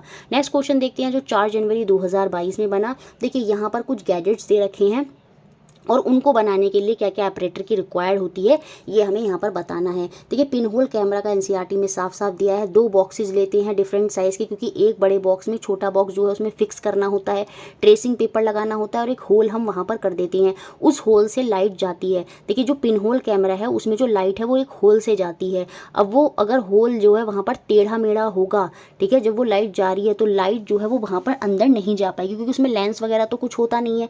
तो वो याद रखेंगे पिन होल कैमरा में जो लाइट है हमें वहाँ पर लाइट का रेक्टिलिनियर प्रॉपर्टी जो है वो देखने को मिलती है कि जो प्रकाश होता है वो सीधी रेखा में गमन करता है। ये भी हमें पिन होल कैमरा के थ्रू ही पता चलता है। तो पिन होल कैमरा में हमें 2 बॉक्सेज ऑफ डिफरेंट साइजेज और साथ में एक ट्रांसलूसेंट स्क्रीन चाहिए होती है जिस पर हमारी जो रियल इमेज है वो प्राप्त होगी। तो ए का मिलान 4th से होगा जो कि हमारे सिर्फ 2 ऑप्शन में दे रखा है। अब यही दोनों में से कोई हमारा आंसर होगा।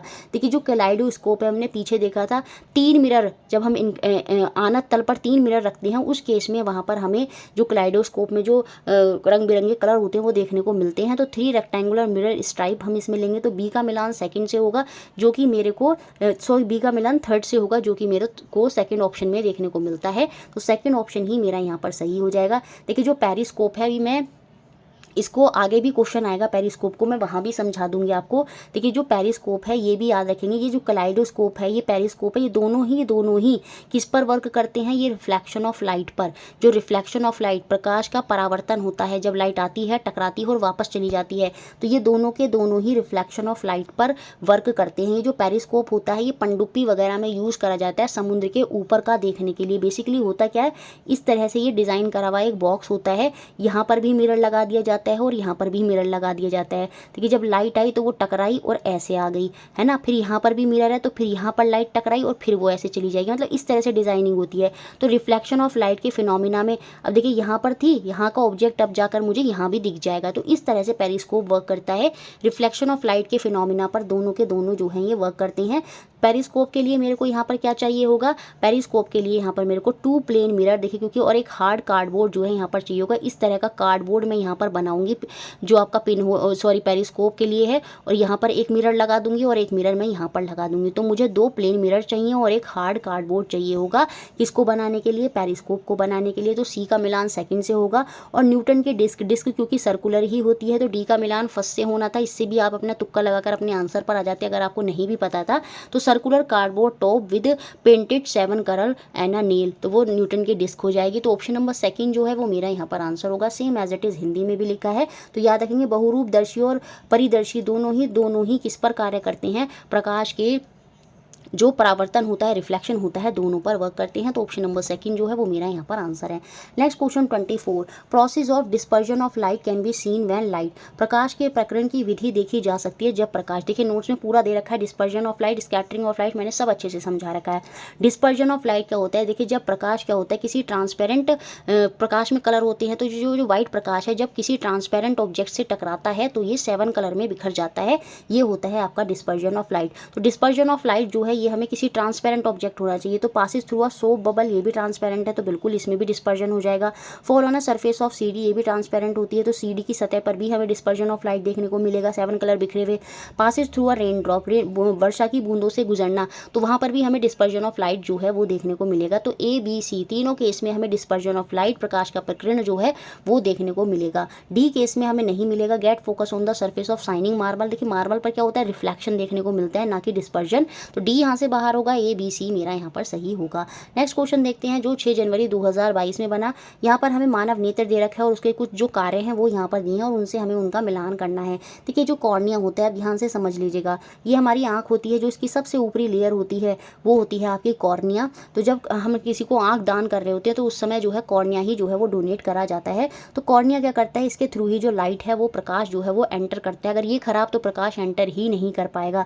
तो ए का मिलान 5th से होगा जो कि एकमात्र फर्स्ट ऑप्शन में ही दे रखा है और यही मेरा आंसर हो जाएगा। तो ये बात रट लीजिएगा, कॉर्निया का करता है, इससे प्रकाश जो है वो नेत्र में प्रवेश करता है। ये जो आइरिस होती है, देखिए जो आपकी आंख होती है उसमें यहाँ पर इस तरह से दोनों तरफ क्या होती है, ये आइरिस होती है जिसे हम हिंदी में परितारिका बोलते हैं। और जो ये आँख का ब्लू ब्राउन कलर जो होता है, ब्लैक कलर होता है, ये आइरिस की वजह से ही होता है। बेसिकली ये आइरिस क्या काम करती है, ये help in focusing light and protect eyes, ये लाइट को फोकस कराने में और लाइट को प्रोटेक्ट करने में जो है वो हमारी यहाँ पर मदद करती है। अब देखिए हिंदी के 2 ऑप्शन सेम दे रखे हैं यहाँ पर। अभी देखिए बच्चे ऑब्जेक्शन में डाल देते तो यहाँ पर बहुत चीज़ें बदल जाती हैं। अब हिंदी में 2 ऑप्शन सेम दे रखे हैं, यहाँ पर 4th ऑप्शन में भी ये लिख रखा है कि नेत्र में प्रवेश कराती है। चलिए देख लेते हैं। पुतली क्या होती है, पिपल क्या करती है, ये करती है क्या, control the amount of light entering eye. देखिए अब आइरिस के अंदर एक छोटा सा आपने देखा होगा गोला होता है, अब इसके अंदर क्या होता है, ये कंट्रोल करता है कि कितनी लाइट अंदर जाएगी जो लेंस में जानी है, तो वो ये काम करती है पिपल। पुतली करती है नेत्र में प्रवेश करने वाले प्रकाश की मात्रा का नियंत्रण करना। उसके बाद जो रेटिना होती है ये स्क्रीन की तरह काम करती है। डी का मिलान सेकंड होगा जहां पर हमारा प्रतिबिंब जो है बनता है। ये जो सीलियरी मसल्स होती हैं अगर ये वीक हो जाती है तो हमारी आईसाइट वीक होने के चांसेस होते हैं। बेसिकली ये सीलियरी मसल्स क्या करती है, ये लेंस की जो पोजीशन होती है उसको होल्ड कर रखती है। Hold the position in lens, प्रतिबिंब लेंस को सही स्थिति में रखने का काम जो है वो आपकी पश्चमाभी पेशियां करती हैं। तो ऑप्शन नंबर 1 जो है वो मेरा यहाँ पर सही होगा। सब मैंने अच्छे से समझा भी दिए। नेक्स्ट क्वेश्चन देखते हैं जो आपका 7 जनवरी 2022 में बना। असर्शन, अभिकथन यहाँ पर क्या दिया है कि आभासी प्रतिबिंब स्क्रीन पर प्राप्त नहीं किया जा सकता। Virtual image can not be form on the screen, बिल्कुल सही बात है, ये मिरर के पीछे ही बनती हैं। अब इसके पीछे का रीज़न क्या है कि वर्चुअल इमेज इरेक्ट होती हैं। देखिए जो वर्चुअल इमेज होती हैं, याद रखेंगे पहली बात तो जो आभासी प्रतिबिंब होते हैं वो हमेशा ही सीधे होते हैं, ये बात बिल्कुल सही है, ये रीज़न भी सही है। लेकिन ये जो रीज़न है ना, ये इस असर्शन की व्याख्यान नहीं करता, ये तो अपना अलग से स्टेटमेंट जो है यहाँ पर बता दिया है।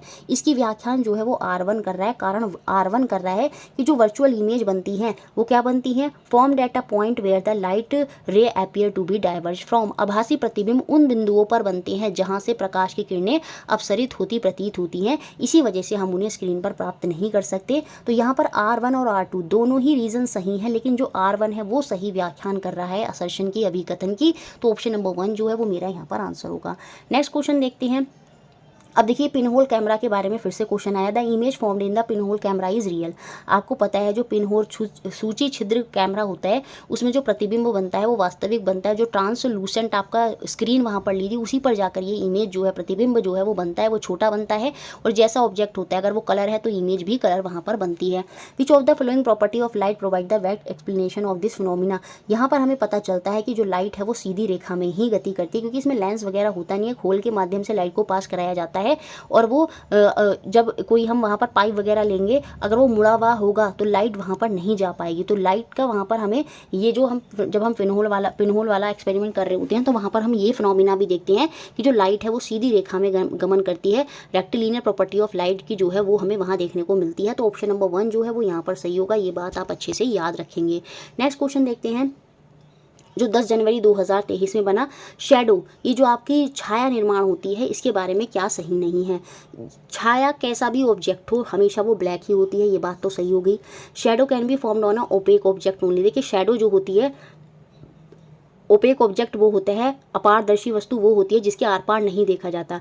देखिए ये लाइट होती है, ये बीच में हम ओपेक ऑब्जेक्ट रख देते हैं। जब लाइट इस ओपेक ऑब्जेक्ट से टकराती है तो नीचे जो सरफेस होता है उस पर हमारी क्या बन जाती है, छाया जो है वो वहाँ पर बन जाती है। इस तरह का फिनोमिना देखने को मिलता है। तो जो छाया है बीच में कैसा ऑब्जेक्ट होना चाहिए, ओपेक ऑब्जेक्ट जो है वहाँ पर होना चाहिए। ये बात भी सही, ये बात भी सही, और हमें गलत बात बतानी है।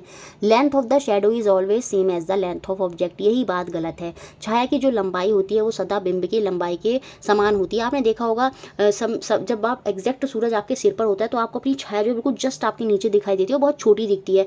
तो कभी कभी आपको अपनी छाया बड़ी भी दिखाई देगी, छोटी भी दिखाई देगी। तो हम ये नहीं कह सकते कि जो लेंथ है शेडो की वो हमेशा वैसी ही होती है, जो लेंथ आपके ऑब्जेक्ट की है वो फ्लक्चुएट भी करती रहती है।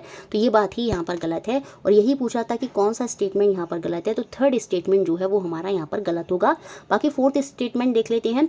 The shape of a shadow, जो शेप होती है शेडो की, depend on the distance between the source of light and object. बिल्कुल जो छाया का आकार है वो प्रकाश का स्रोत जहाँ से प्रकाश आ रहा है और जो बिंब वहाँ पर बन रहा है, जो डिस्टेंस है between the source and the object, जो लाइट है और जो ऑब्जेक्ट है उसके बीच का डिस्टेंस जिस हिसाब से होता है उसी हिसाब से जो शेप है वो शेडो की होती है। ये बात बिल्कुल सही है। तो ऑप्शन 3 ही यहाँ पर मेरा क्या है, गलत है। नेक्स्ट क्वेश्चन देखते हैं जो 11 जनवरी 2023 में जो है ये बना। ये अब आपके ये 11 जनवरी 2023 में नहीं बना होगा, ये 11 जनवरी 2022 के क्वेश्चन है।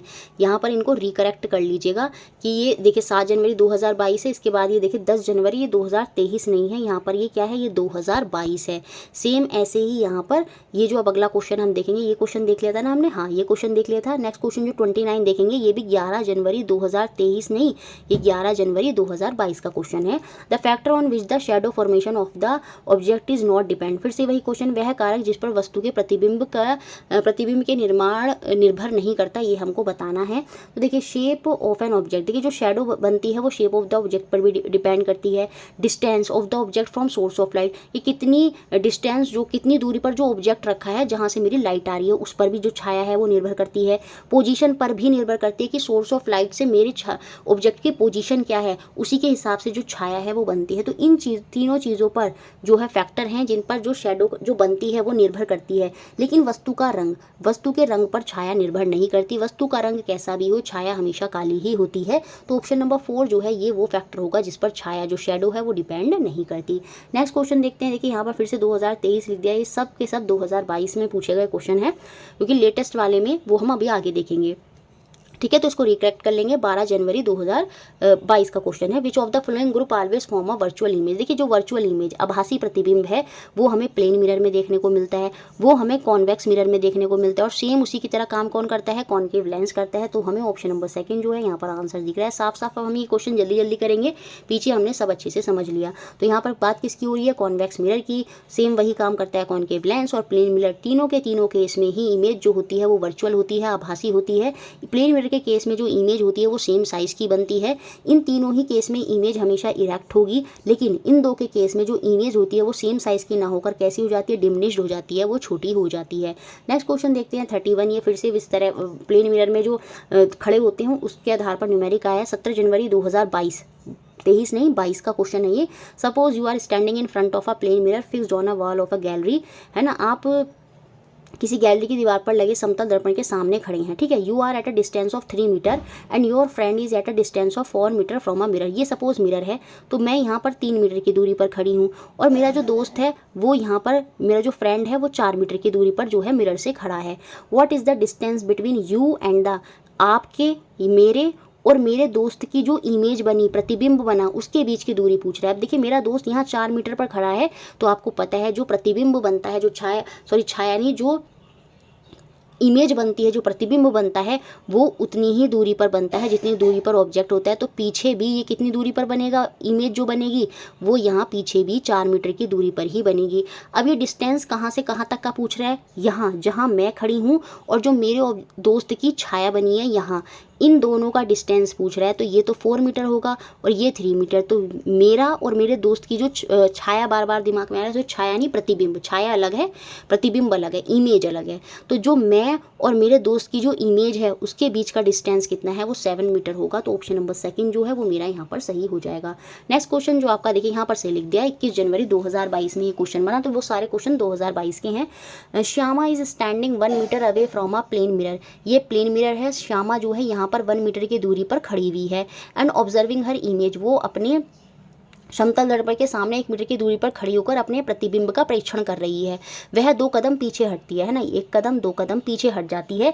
तो हमें अब बताना है what change would you see in her image, तो अपने प्रतिबिंब में क्या परिवर्तन देखेगी, ये यहाँ पर हमको बताना है। अब देखिए इमेज का साइज नहीं बदलता प्लेन मिरर में, आपको पता है, मैंने बताया है कि इमेज ना छोटी होती है ना बड़ी होती है, वो सेम साइज़ की ही रहती है। तो इमेज के साइज़ पर कोई फ़र्क नहीं आएगा, प्रतिबिंब का साइज़ जो है वो समान रहेगा, लेकिन जो प्रतिबिंब है वो मिरर से दूर चला जाएगा, but move further away from the mirror, परंतु वह दर्पण से दूर जो है वो चला जाएगा। कैसे चला जाएगा, देखिए मैं यहाँ पर खड़ी थी 1 मीटर पर, जब मैं 2 स्टेप पीछे खिसक गई तो जो पीछे इमेज बन रही है वो भी 2 स्टेप पीछे ही खिसक जाएगी। तो वो मिरर से जो इमेज थी वो भी अब थोड़ी दूरी पर चली जाएगी, लेकिन जो इमेज का साइज है वो अभी भी समान ही रहेगा। तो ऑप्शन नंबर 2 मेरा यहाँ पर आंसर होगा। नेक्स्ट क्वेश्चन, अब ये वो क्वेश्चन है, अब देखिए यहाँ पर ये अब वो क्वेश्चन है जो आपके लेटेस्ट बने थे 29 दिसंबर 2022 में, जो अभी बेसिकली अब क्वेश्चन बने थे आपके जो लेटेस्ट हुए थे।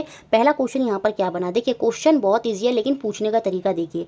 विच of the following can be use to observe the complete length of a distant tall tower clearly. एक सुदूर लंबी मीनार की संपूर्ण लंबाई का अवलोकन करने के लिए किसका प्रयोग किया जा सकता है। अब देखिए मुझे पूरा बड़ा सा एक टावर है उसको देखना है, किसी मिरर में, तो मैं किस मिरर का प्रयोग करूँगी जिसमें मेरी बड़ी सी इमेज भी दिखाई दे जाएगी। आपने देखा होगा जो आपकी कार की साइड में मिरर लगे होते हैं, पीछे कितना बड़ा ट्रक वगैरह आ रहा होता है वो भी बड़ी आसानी से दिख जाता है।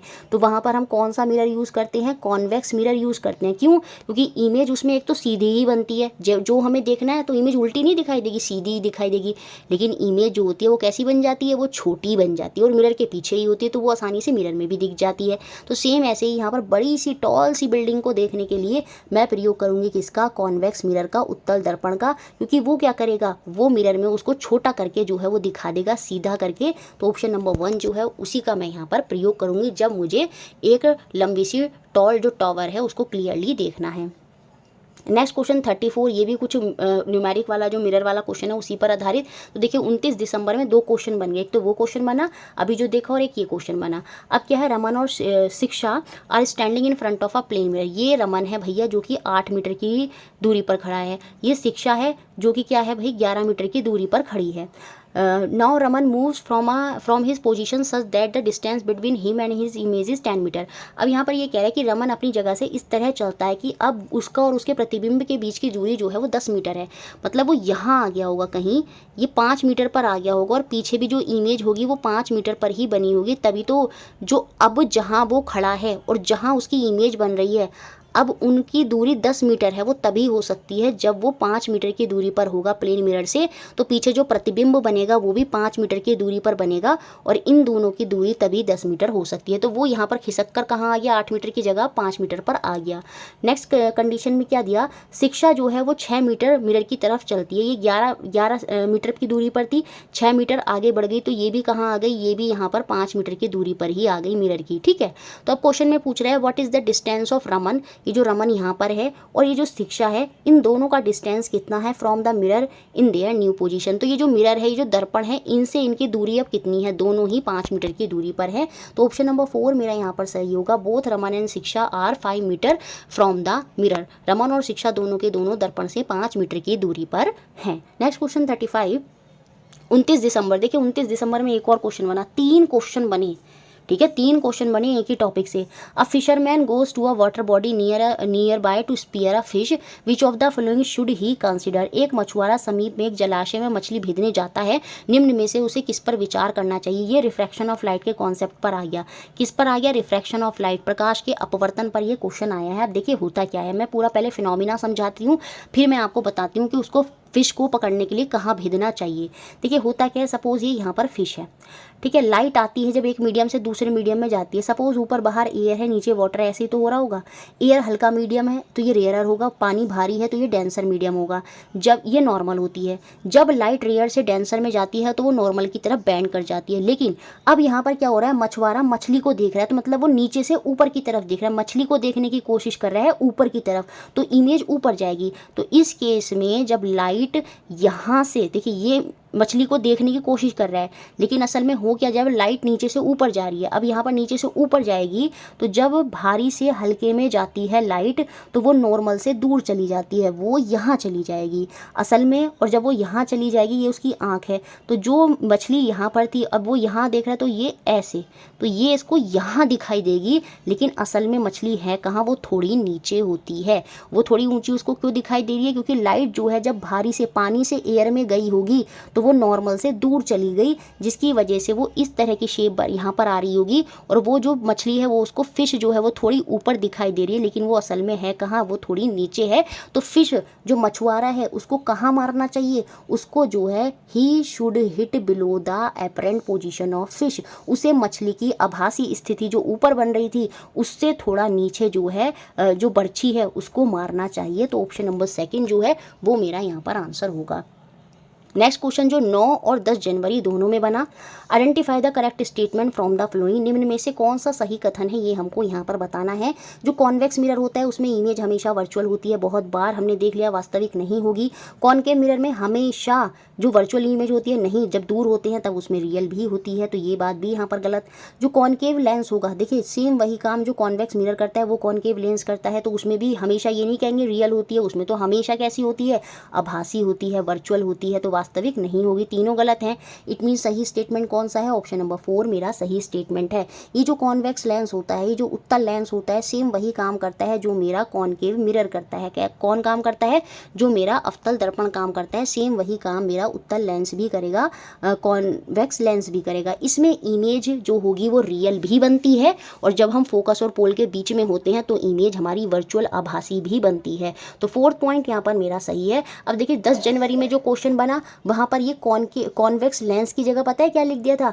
यहाँ पर कॉनकेव मिरर लिख दिया था। तो उस केस में भी ऑप्शन नंबर 4 ही सही था। चाहे कॉन्वेक्स लेंस हो चाहे कॉनकेव मिरर हो, दोनों ही केस में इमेज रियल भी बन सकती है और वर्चुअल भी बन सकती है। तो ऑप्शन नंबर 4 ही 9 और 10 जनवरी में जब मैं क्वेश्चन बना तो दोनों में ही ऑप्शन नंबर 4 जो है वो मेरा यहाँ पर क्या होगा? सही होगा।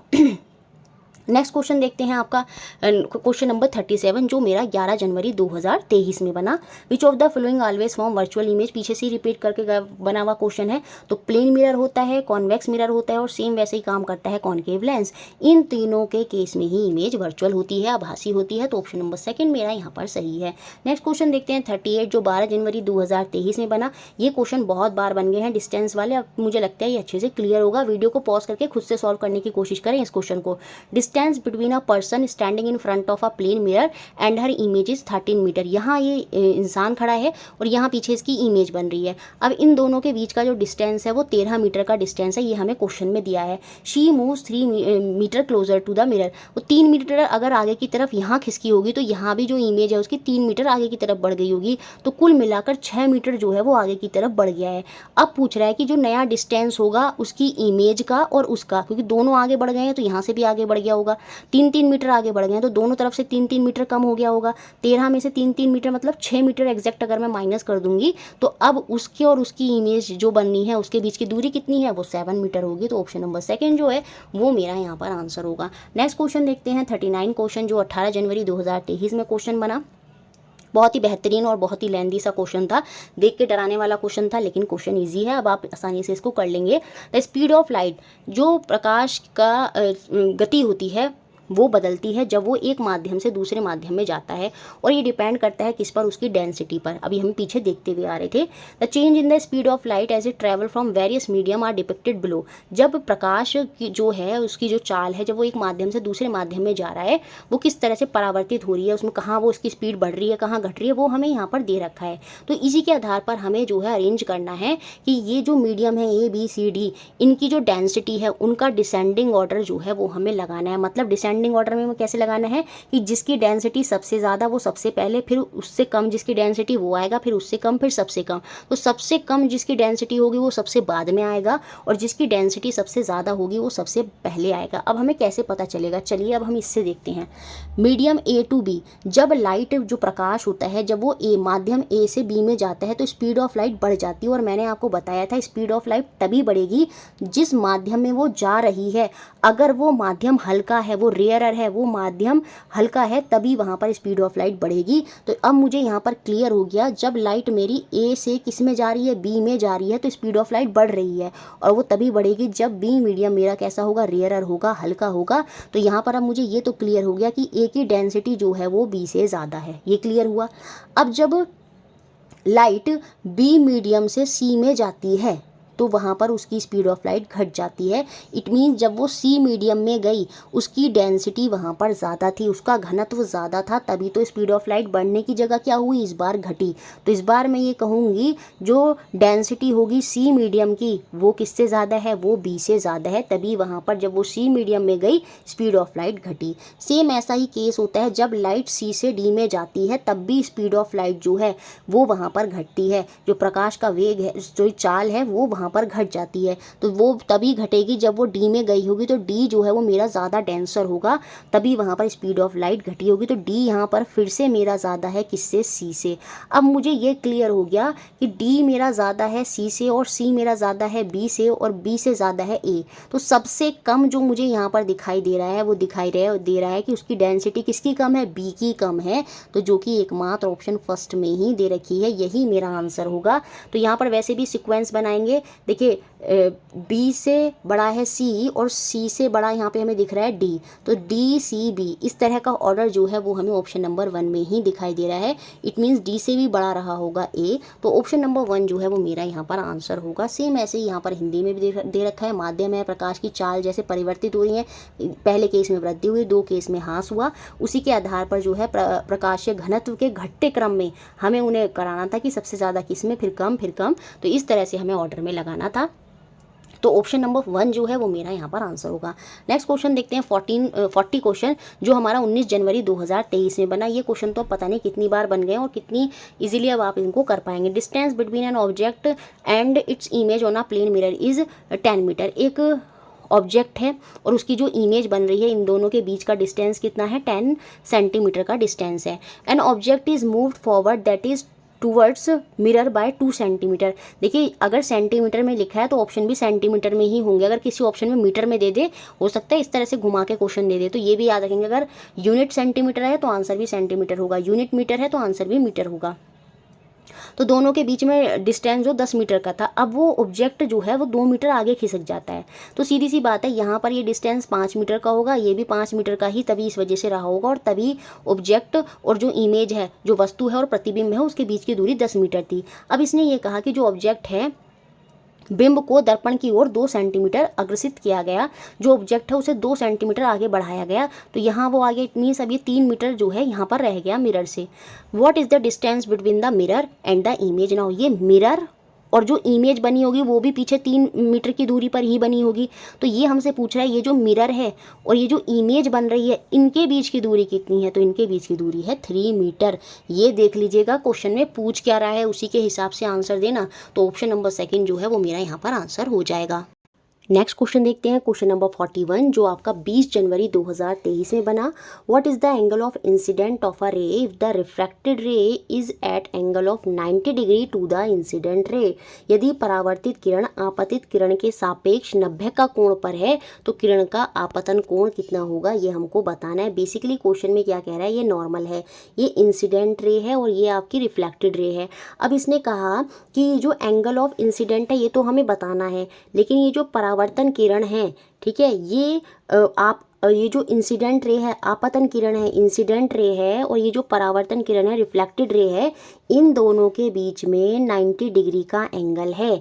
तो इस बेसिस पर हमें एंगल ऑफ इंसिडेंट जो आपतन कोण है वो बताना है। जब दोनों का 90 डिग्री है, आपको पता है जो एंगल ऑफ इंसिडेंट होता है वो एंगल ऑफ रिफ्लेक्शन के आपतन कोण परावर्तन कोण के बराबर होता है, तो दोनों ही हमारे कितने होंगे, 45 डिग्री होंगे। तो ऑप्शन नंबर 2 जो है वो मेरा यहाँ पर आंसर होगा।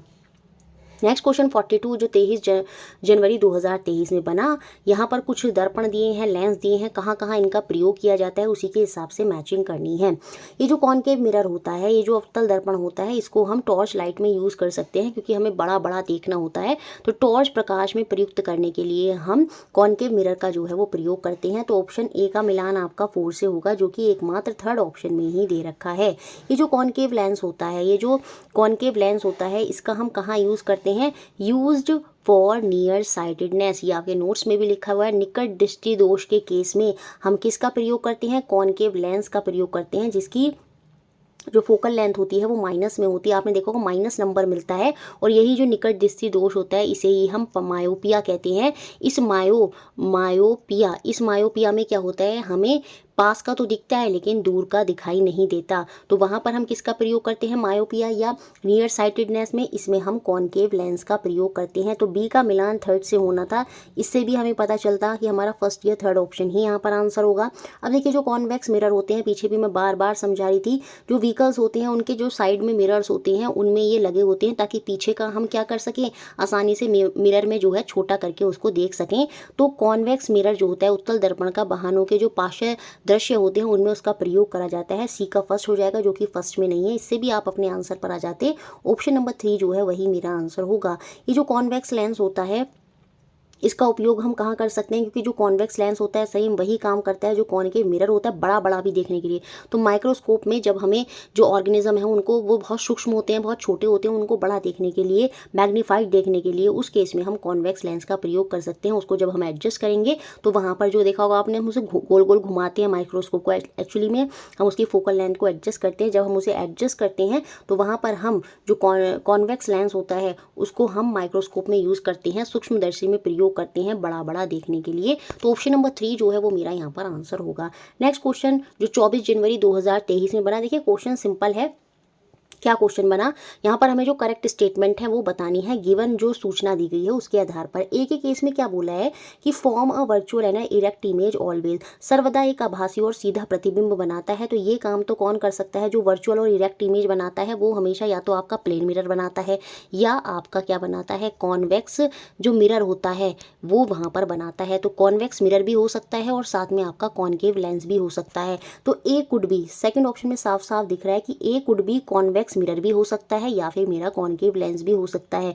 उत्तल दर्पण के साथ साथ अवतल लेंस भी हो सकता है। तो सेकंड ऑप्शन ही यहाँ पर मेरा सही हो जाएगा। बाकी अगर मैं बी को देखूँ, form real and inverted image, mostly real और इन्वर्टेड जो वास्तविक है और उल्टा प्रतिबिंब अधिकांश जो है वो बनाता है। तो वो आपका क्या होता है, या तो कॉनकेव मिरर होता है या कॉन्वेक्स लेंस होता है। अब देखिए यहाँ पर ए में तो कॉनकेव मिरर है लेकिन बी में कॉन्वेक्स लेंस नहीं लिखा, इसलिए फोर्थ ऑप्शन यहाँ से बाहर है। तो ऑप्शन नंबर सेकंड जो है वही यहाँ पर सही जो है रिप्रेजेंट कर रहा है। नेक्स्ट क्वेश्चन 44 जो 24 जनवरी 2023 में बना, if the angle between the normal, देखिए यहाँ पर ये बीच में नॉर्मल होती है, ये एंगल ऑफ इंसिडेंट होता है, ये एंगल ऑफ रिफ्लेक्शन होता है, आपतन कोण परावर्तन कोण। ठीक है, अब एंगल दे रखा है नॉर्मल, ये बीच में नॉर्मल है, और इंसिडेंट रे ये वाला एंगल, ये इंसिडेंट रे होती है, आपतन किरण होती है। ये इंसिडेंट रे और नॉर्मल के बीच का जो एंगल है वो मेरे को 30 डिग्री जो है यहाँ पर दे रखा है। अभिलंब और आपतित किरण के बीच 30 डिग्री का कोण है। The angle between the incident and the reflected ray, बहुत सिंपल क्वेश्चन है। आपतित और परावर्तित किरण दोनों के बीच का जो एंगल है, कोण है, वो हमसे यहाँ पर पूछ रहा है। जब एंगल ऑफ इंसिडेंट 30 है, एंगल ऑफ रिफ्लेक्शन भी 30 होगा, लेकिन इसने एंगल ऑफ रिफ्लेक्शन नहीं पूछा, इसने इंसिडेंट और रिफ्लेक्शन दोनों का जो बीच का एंगल है वो पूछा है। तो दोनों के बीच का एंगल कितना है, दोनों को ऐड करेंगे तो 60 degree. It means option number 1 मेरा यहाँ पर आंसर है। नेक्स्ट क्वेश्चन, अच्छा इसको भी 44 ही रहने दिया। चलिए देखते हैं नेक्स्ट क्वेश्चन क्या बना है जो 25 जनवरी 2023 में बना। कॉलम 1 में कुछ मिरर दिए हैं, उनकी जो प्रॉपर्टीज़ हैं वो कॉलम सेकंड में दी हैं और इनके बेसिस पर हमें यहाँ पर मिलान करना है। प्लेन मिरर जो होता है इसमें हमेशा इमेज इरेक्ट होती है, वर्चुअल होती है और सेम साइज़ की होती है। तो फर्स्ट का मैचिंग बी से होगा, तो ये दोनों ऑप्शन तो हो गए यहाँ से बाहर। अब ये जो मेरा कॉनकेव मिरर होता है इसमें क्या होता है, इमेज आपको पता है रियल होती है, इन्वर्टेड होती है, एक्सेप्ट कब नहीं होती, जब ऑब्जेक्ट बहुत ज़्यादा मिरर के क्लोज होता है, क्योंकि उस केस में इमेज वर्चुअल और जो रियल है उसकी जगह वो वर्चुअल हो जाती है और जो इन्वर्टेड है उसकी जगह वो इरेक्ट हो जाती है। तो सेकंड का मिलान डी से होगा जो कि फर्स्ट ऑप्शन में तो है नहीं। इट मीन्स थर्ड ऑप्शन ही मेरा यहाँ पर आंसर होगा। और जब मैं कॉन्वेक्स मिरर की प्रॉपर्टी की बात करती हूँ तो उसमें इमेज इरेक्ट होती है, वर्चुअल होती है और साइज में कैसी होती है, छोटी होती है, सीधी होती है, आभासी होती है और साइज में छोटी होती है। समतल दर्पण में सीधी, आभासी और समान साइज की होती है। तो ऑप्शन नंबर 3 जो है वो मेरा यहाँ पर आंसर हो जाएगा। नेक्स्ट क्वेश्चन देखते हैं, क्वेश्चन नंबर 45।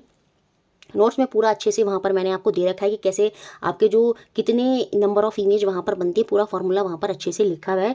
25 जनवरी 2023 में ही ये क्वेश्चन बना। टू प्लेन में देखिए जब पैरेलल रखे जाते हैं तो इनफाइनाइट जो अनगिनत इमेज है वहाँ पर बनती है, लेकिन जब इमेज दो प्लेन मिरर, दो समतल दर्पण किसी पर्टिकुलर एंगल पर रखे जाते हैं। अब यहाँ पर दो प्लेन मिरर हैं, ये रखे गए हैं 60 डिग्री के कोण पर, बीच में एंगल कितना है, 60 डिग्री का एंगल है। ये दो प्लेन मिरर रखे गए हैं और इनके बीच में मैंने एक कॉइन दिया है। अब इस कॉइन की कितनी इमेज बनेंगी, how many image of coin is formed when it is placed 4 centimetre away from the mirror. ये 4 सेंटीमीटर दूरी पर क्या करा गया है, कॉइन को रखा गया है। तो कितने नंबर ऑफ इमेज, सिक्के के कितने प्रतिबिंब बनेंगे ये हमको यहाँ पर बताना है। जब भी दो एंगल होते हैं और हमें नंबर ऑफ इमेज प्रतिबिंब बनाने होते हैं तो हम उसे 360 से जो एंगल दिया होता है उससे डिवाइड कर देते हैं। यहाँ पर जब हम इसको कट करेंगे तो कितना आ जाएगा, 6 आ जाएगा। जब भी इवन आता है तो हम उसको ऑड बना लेते हैं, उसमें से 1 सब्ट्रैक्ट कर लेंगे, तो जो नंबर ऑफ इमेज बनेंगी वो यहाँ पर 5 हो जाएंगे। It means option number second जो है वो मेरा यहाँ पर आंसर हो जाएगा। अगर ऑड है तो हम उसे एज इट इज रहने देंगे, लेकिन अगर वो इवन है तो हम उसे ऑड कर देंगे, 1 माइनस कर देंगे उसमें से। नेक्स्ट क्वेश्चन 46, थोड़ा सा टफ क्वेश्चन था लेकिन यहाँ पर अब आप अच्छे से समझ लेंगे, ट्रिकी क्वेश्चन बना था ये। 27 जनवरी में भी बना और सेम ऐसा ही क्वेश्चन 2 फरवरी में भी बना 2023 में। हो सकता है आगे देखने को मिल जाए, पर बहुत मुश्किल है इस तरह का क्वेश्चन अब दोबारा आए, क्योंकि ऑफलाइन में पेपर होना है, एक ही शिफ्ट में आना, तो क्वेश्चन बहुत ज़्यादा टफ नहीं होंगे, ठीक ठीक क्वेश्चन जो है वो आपको देखने को मिलेंगे। इतने लेंथी क्वेश्चन या इतने, अब लाइट और रिफ्लेक्शन वाले चैप्टर से एक क्वेश्चन देना, अब कितने क्वेश्चन हैं, मोस्ट चांसेस हैं कि कॉनकेव लेंस, कॉन्वेक्स मिरर, वहाँ से ही क्वेश्चन जो है आपका बन जाए। 2 मिरर ए और बी हैं जो कि राइट एंगल पर हैं। अब देखिए मिरर ए है, ये मिरर बी है, ये मैंने ए माना, ये मेरा बी माना, ये दोनों 90 डिग्री पर है, 90 डिग्री पर है। If the ray of light strike mirror A at 20 degree to the normal, अब देखिए ये इसकी नॉर्मल होगी और ये इस मिरर की नॉर्मल होगी। ये पहली बात तो आप ये याद रखेंगे, नॉर्मल क्या है, अभिलंब है। तो ये बात हो गई। अब जो लाइट स्ट्राइक करती है मिरर ए पर, ठीक है, वो 20 डिग्री से स्ट्राइक करती है, मतलब यहाँ से इंसिडेंट रे आई होगी, ये से स्ट्राइक करी, ये कितने एंगल पर स्ट्राइक करी, 20 डिग्री के एंगल पर स्ट्राइक करती है। Angle of incident angle of reflection के बराबर होता है, तो जब ये टकराई होगी, टकराने के बाद ये दूसरे मिरर पर वापस जाती है, यही क्वेश्चन में कह रहा है, तो ये नॉर्मल है, ये यहाँ पर मेरी नॉर्मल है। तो ये टकरा कर वापस किस पर गई होगी, 20 डिग्री के एंगल से ही ये इस दूसरे मिरर पर जाकर टकरा गई होगी। ठीक है, यही बोला कि नॉर्मल है, फिर देन स्ट्राइक करती है मिरर बी को, यहाँ पर ये मिरर बी है, इस पर स्ट्राइक करी। तो हमें पूछ रहा है find the angle of reflection of the ray emerging from mirror B. तो यहाँ से ये जो रिफ्रैक्टेड रे निकल रही है, इसका एंगल जो है, ये एंगल हमसे क्वेश्चन में पूछ रहा है। अब ये एंगल कैसे निकालेंगे, देखिए ये इसकी नॉर्मल है, इसको मैं यहाँ तक कर दूँ और ये इसकी नॉर्मल है, तो देखिए ये क्या बन गया, 90 डिग्री बन गया। ये 90 डिग्री हो गया, ये एंगल 20 डिग्री है, तो ये एंगल मैं पता कर लूँगी। तो ये एंगल मेरा, क्योंकि तीनों का सम 180 होता है, ये 90 है, ये 20 है, तो 110 हो गया, बचा कितना 180 में से 70 बना। तो मेरा ये वाला जो एंगल ऑफ इंसिडेंट इस मिरर बी के लिए होगा, और एंगल ऑफ रिफ्लेक्शन होगा किसके लिए, वो तो 20 है, ये यहाँ से गया, तो ये एंगल ऑफ इंसिडेंट है किसके लिए, मिरर बी के लिए, ये कितना है, 70 डिग्री हो गया, क्योंकि मैंने एरिया ऑफ ट्राइंगल जो तीनों है वहाँ से मैंने निकाल लिया ये एंगल, ये 70 डिग्री हो गया।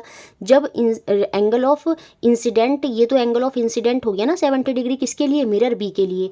जब ये 70 है, तो यहाँ से जब ये टकरा कर वापस जाएगा, तो ये एंगल ऑफ रिफ्लेक्शन भी कितना होगा, ये भी 70 डिग्री ही होगा। तो यही यहाँ पर ये पूछ रहा था कि एंगल ऑफ रिफ्लेक्शन कितना होगा, ये 70 डिग्री होगा। ऑप्शन नंबर 1 यहाँ पर। देखिए सेम ऐसा ही क्वेश्चन आपका 2 फरवरी 2023 में भी बना, इस बार एंगल यहाँ पर बदल दिया गया। 2 मिरर हैं ए और बी जो कि राइट एंगल पर हैं एक दूसरे के, ये देखिए ए है, ये ए हो गया, ये बी हो गया, फिर से क्या है, ये राइट एंगल पर हैं, हमें ये क्वेश्चन में दे दिया है। उसके बाद क्या दिया है हमसे, if the ray of light strike A at 30 degree, ये इसकी नॉर्मल हो जाएगी, ये इसकी नॉर्मल हो जाएगी। अब यहाँ पर जो रे ऑफ इंसिडेंट रे है, जो लाइट स्ट्राइक करी है, वो किस पर करी है, 30 डिग्री के एंगल से स्ट्राइक करी है। तो टकराने के बाद जो रिफ्लेक्टेड एंगल होगा, वो भी जब दूसरे मिरर पर जाएगा टकरा कर, वो भी कितना होगा, 30 डिग्री होगा। जब ये 30 डिग्री हो, ये नॉर्मल ऐसे यहाँ मिलती है, ये 90 डिग्री का कोण बनाती हैं, ये 90 है, ये 30 है, तो ये जो दूसरे मिरर के लिए एंगल ऑफ इंसिडेंट की तरह काम करेगा, ये कितना हो जाएगा, 19 और 30 कितना होता है, 120, और सम जो होता है ट्राइंगल में वो कितना होता है, 180 होता है। तो जब ये 120 है, तो 180 बनाने के लिए कितना चाहिए होगा, 60 चाहिए होगा। तो ये जो रिफ्लेक्टेड रे यहाँ पर जा रही है, ये मिरर बी के लिए किसकी तरह काम कर रही है, ये इंसिडेंट रे, आपतन किरण की तरह काम कर रही है। जब ये 60 डिग्री है, तो एंगल ऑफ रिफ्लेक्शन जो है मिरर बी के केस में वो कितना होगा, वो भी 60 डिग्री ही होगा। अब क्वेश्चन में पूछा क्या है, एंगल ऑफ रिफ्लेक्शन जो है दोनों का, मिरर ए का और मिरर बी का मुझे बताना है। मिरर ए का एंगल ऑफ रिफ्लेक्शन कितना है, यहाँ पर देखिए 30 डिग्री है, क्योंकि आने वाला 30 था, तो जाने वाला भी 30 होगा, ठीक है। और इसका जब आने वाला 60 है, तो जाने वाला भी 60 होगा। तो यहाँ पर आंसर हो जाएगा ऑप्शन नंबर 1। मिरर ए का रिफ्लेक्टेड एंगल क्या है, 30 डिग्री, और मिरर बी का रिफ्लेक्टेड एंगल क्या है, वो आपका 60 डिग्री है। तो ऑप्शन नंबर 1 जो है वो यहाँ पर आंसर है। अब देखिए नेक्स्ट क्वेश्चन देखते हैं, जो आपका 1 फरवरी 2023 में बना। जो वर्चुअल और रियल इमेज होती है, जो वास्तविक और आभासी प्रतिबिंब होता है, उसके बीच में क्या अंतर होता है, पीछे से हम पढ़ते चले आ रहे हैं। ऑप्शन नंबर 3 यहाँ पर सही है। जो वर्चुअल इमेज होती है, उसे हम स्क्रीन पर, पर्दे पर प्राप्त नहीं कर सकते, लेकिन जो वास्तविक होती है, जो रियल इमेज है, उसे हम स्क्रीन पर प्रोजेक्ट करा सकते हैं। नेक्स्ट क्वेश्चन देखते हैं आपका 48, जो 3 फरवरी 2023 में बना।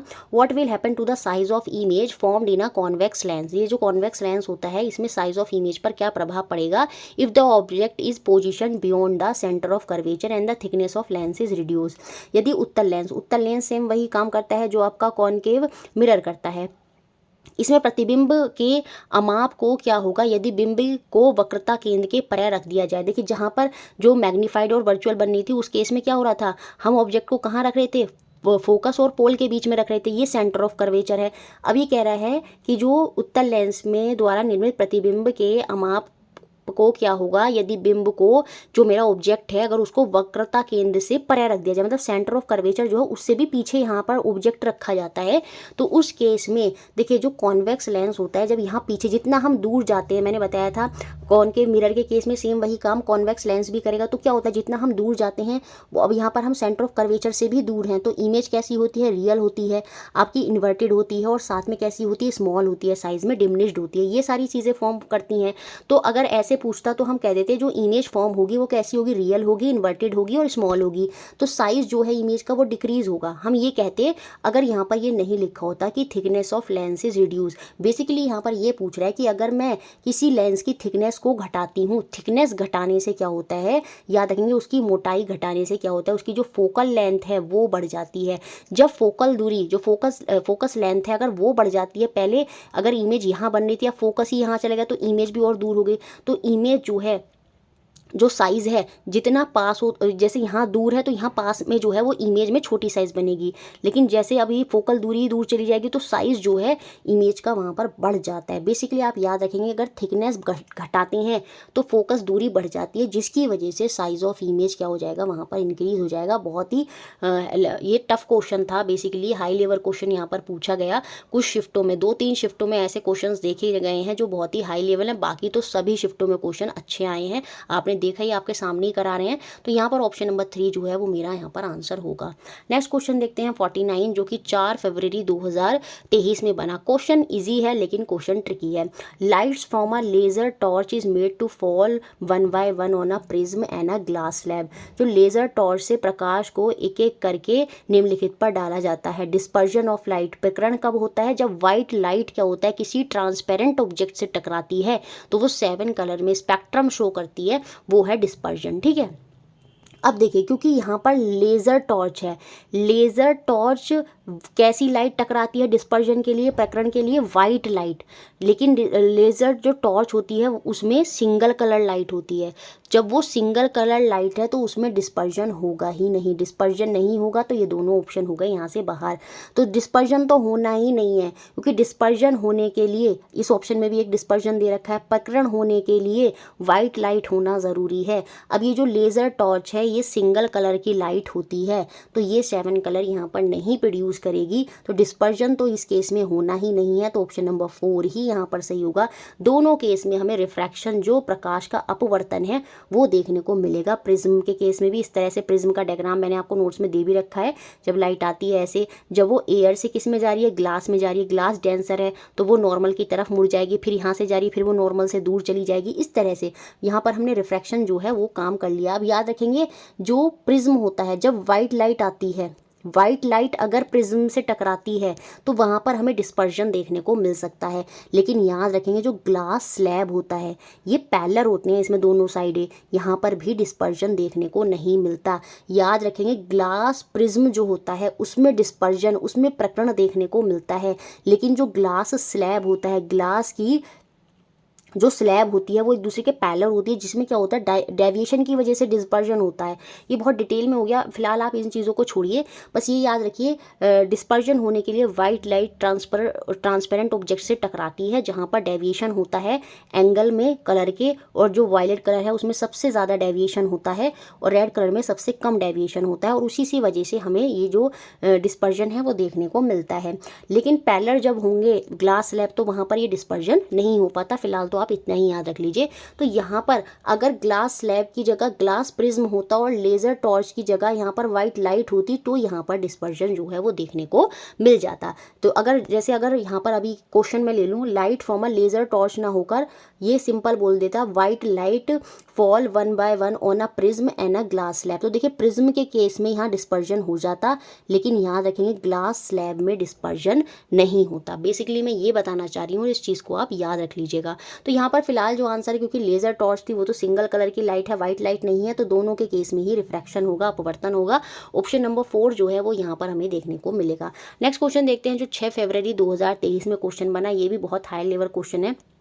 क्वेश्चन तो क्वेश्चन हायर लेवल है, मतलब क्लास जो 11th-12th में ये क्वेश्चन देखने को मिलता है। अगर आप देखें, a student is trying to find a approximate focal length of a convex lens. देखिए फोकल लेंथ पता करने के लिए हम क्या करते हैं, उसको इधर उधर एडजस्ट करते हैं, ठीक है, by locating the image of a distant building on a wall. जो इमेज है वो बनाना चाहता है, इमेज जो है जो दूर बिल्डिंग है उसकी इमेज जो है वो पता कर रहा है वॉल पर, और वो फोकल लेंथ भी वहाँ पर पता करना चाहता है, ठीक है।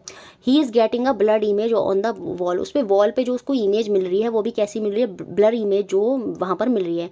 What should he do to get a clear image. तो स्पष्ट छवि प्राप्त करने के लिए उसे क्या करना चाहिए। देखिए जो लेंस है उसको उसको उसको हटाना पड़ेगा, फोकल लेंथ को एडजस्ट करना पड़ेगा। The lens should be moved either away or towards the wall depending on its position, है ना, क्योंकि वो ब्लर है, अभी क्लियर नहीं दिख रही, तो उसको फोकल लेंथ को उसको एडजस्ट करना होगा, और उसको एडजस्ट करने के लिए क्या करना होगा, उसको लेंस को मूव करना होगा या तो आगे या पीछे की तरफ।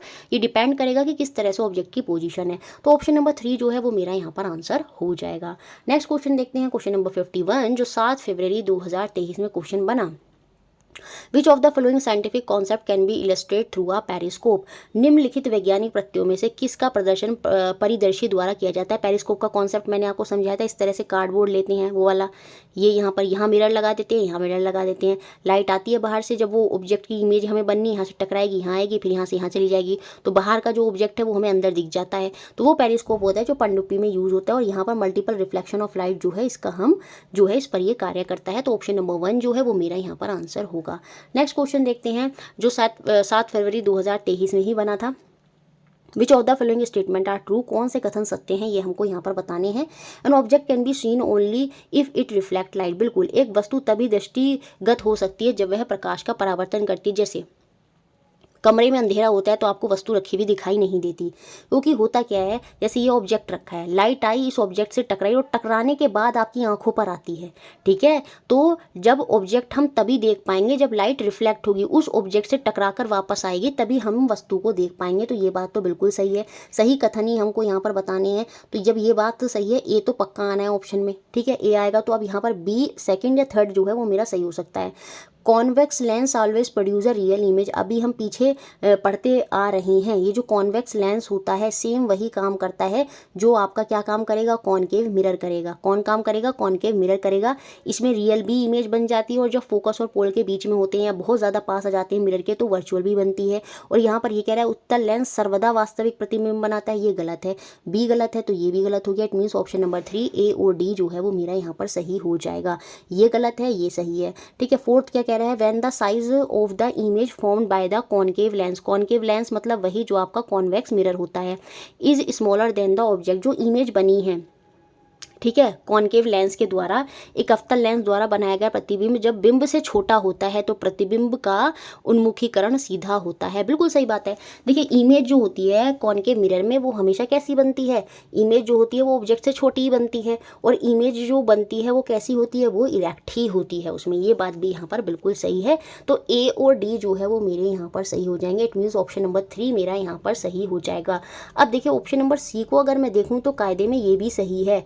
कॉनकेव मिरर कैन बी, ये जो कॉनकेव मिरर होता है इसका हम यूज़ कर सकते हैं एनलार्ज और इरेक्ट इमेज बनाने के लिए। बिल्कुल, जब हम फोकस और पोल के बीच में होते हैं तो उस केस में इमेज जो होती है वो एनलार्ज, और जो इमेज जो भी उल्टी बन रही थी वो अब सीधी बनती है। तो ये सी पॉइंट भी यहाँ पर सही होना चाहिए था। अब सी और डी भी सही हो सकते थे, तो बहुत से बच्चे ऑप्शन नंबर 4 भी टिक कर सकते हैं।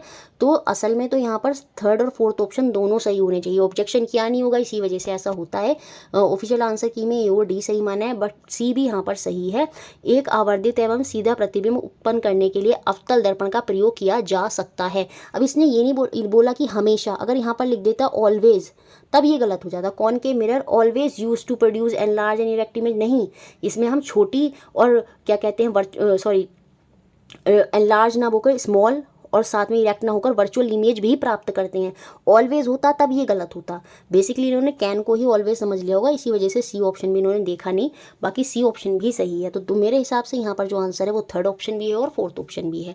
ठीक है, क्लियर हो गया होगा आपका पॉइंट। और इसी के साथ ही हमारे सारे क्वेश्चन खत्म होते हैं। वीडियो में बहुत मेहनत लगती है, प्लीज़ वीडियो को लाइक कर दे, शेयर कर दे और चैनल से बने रहें।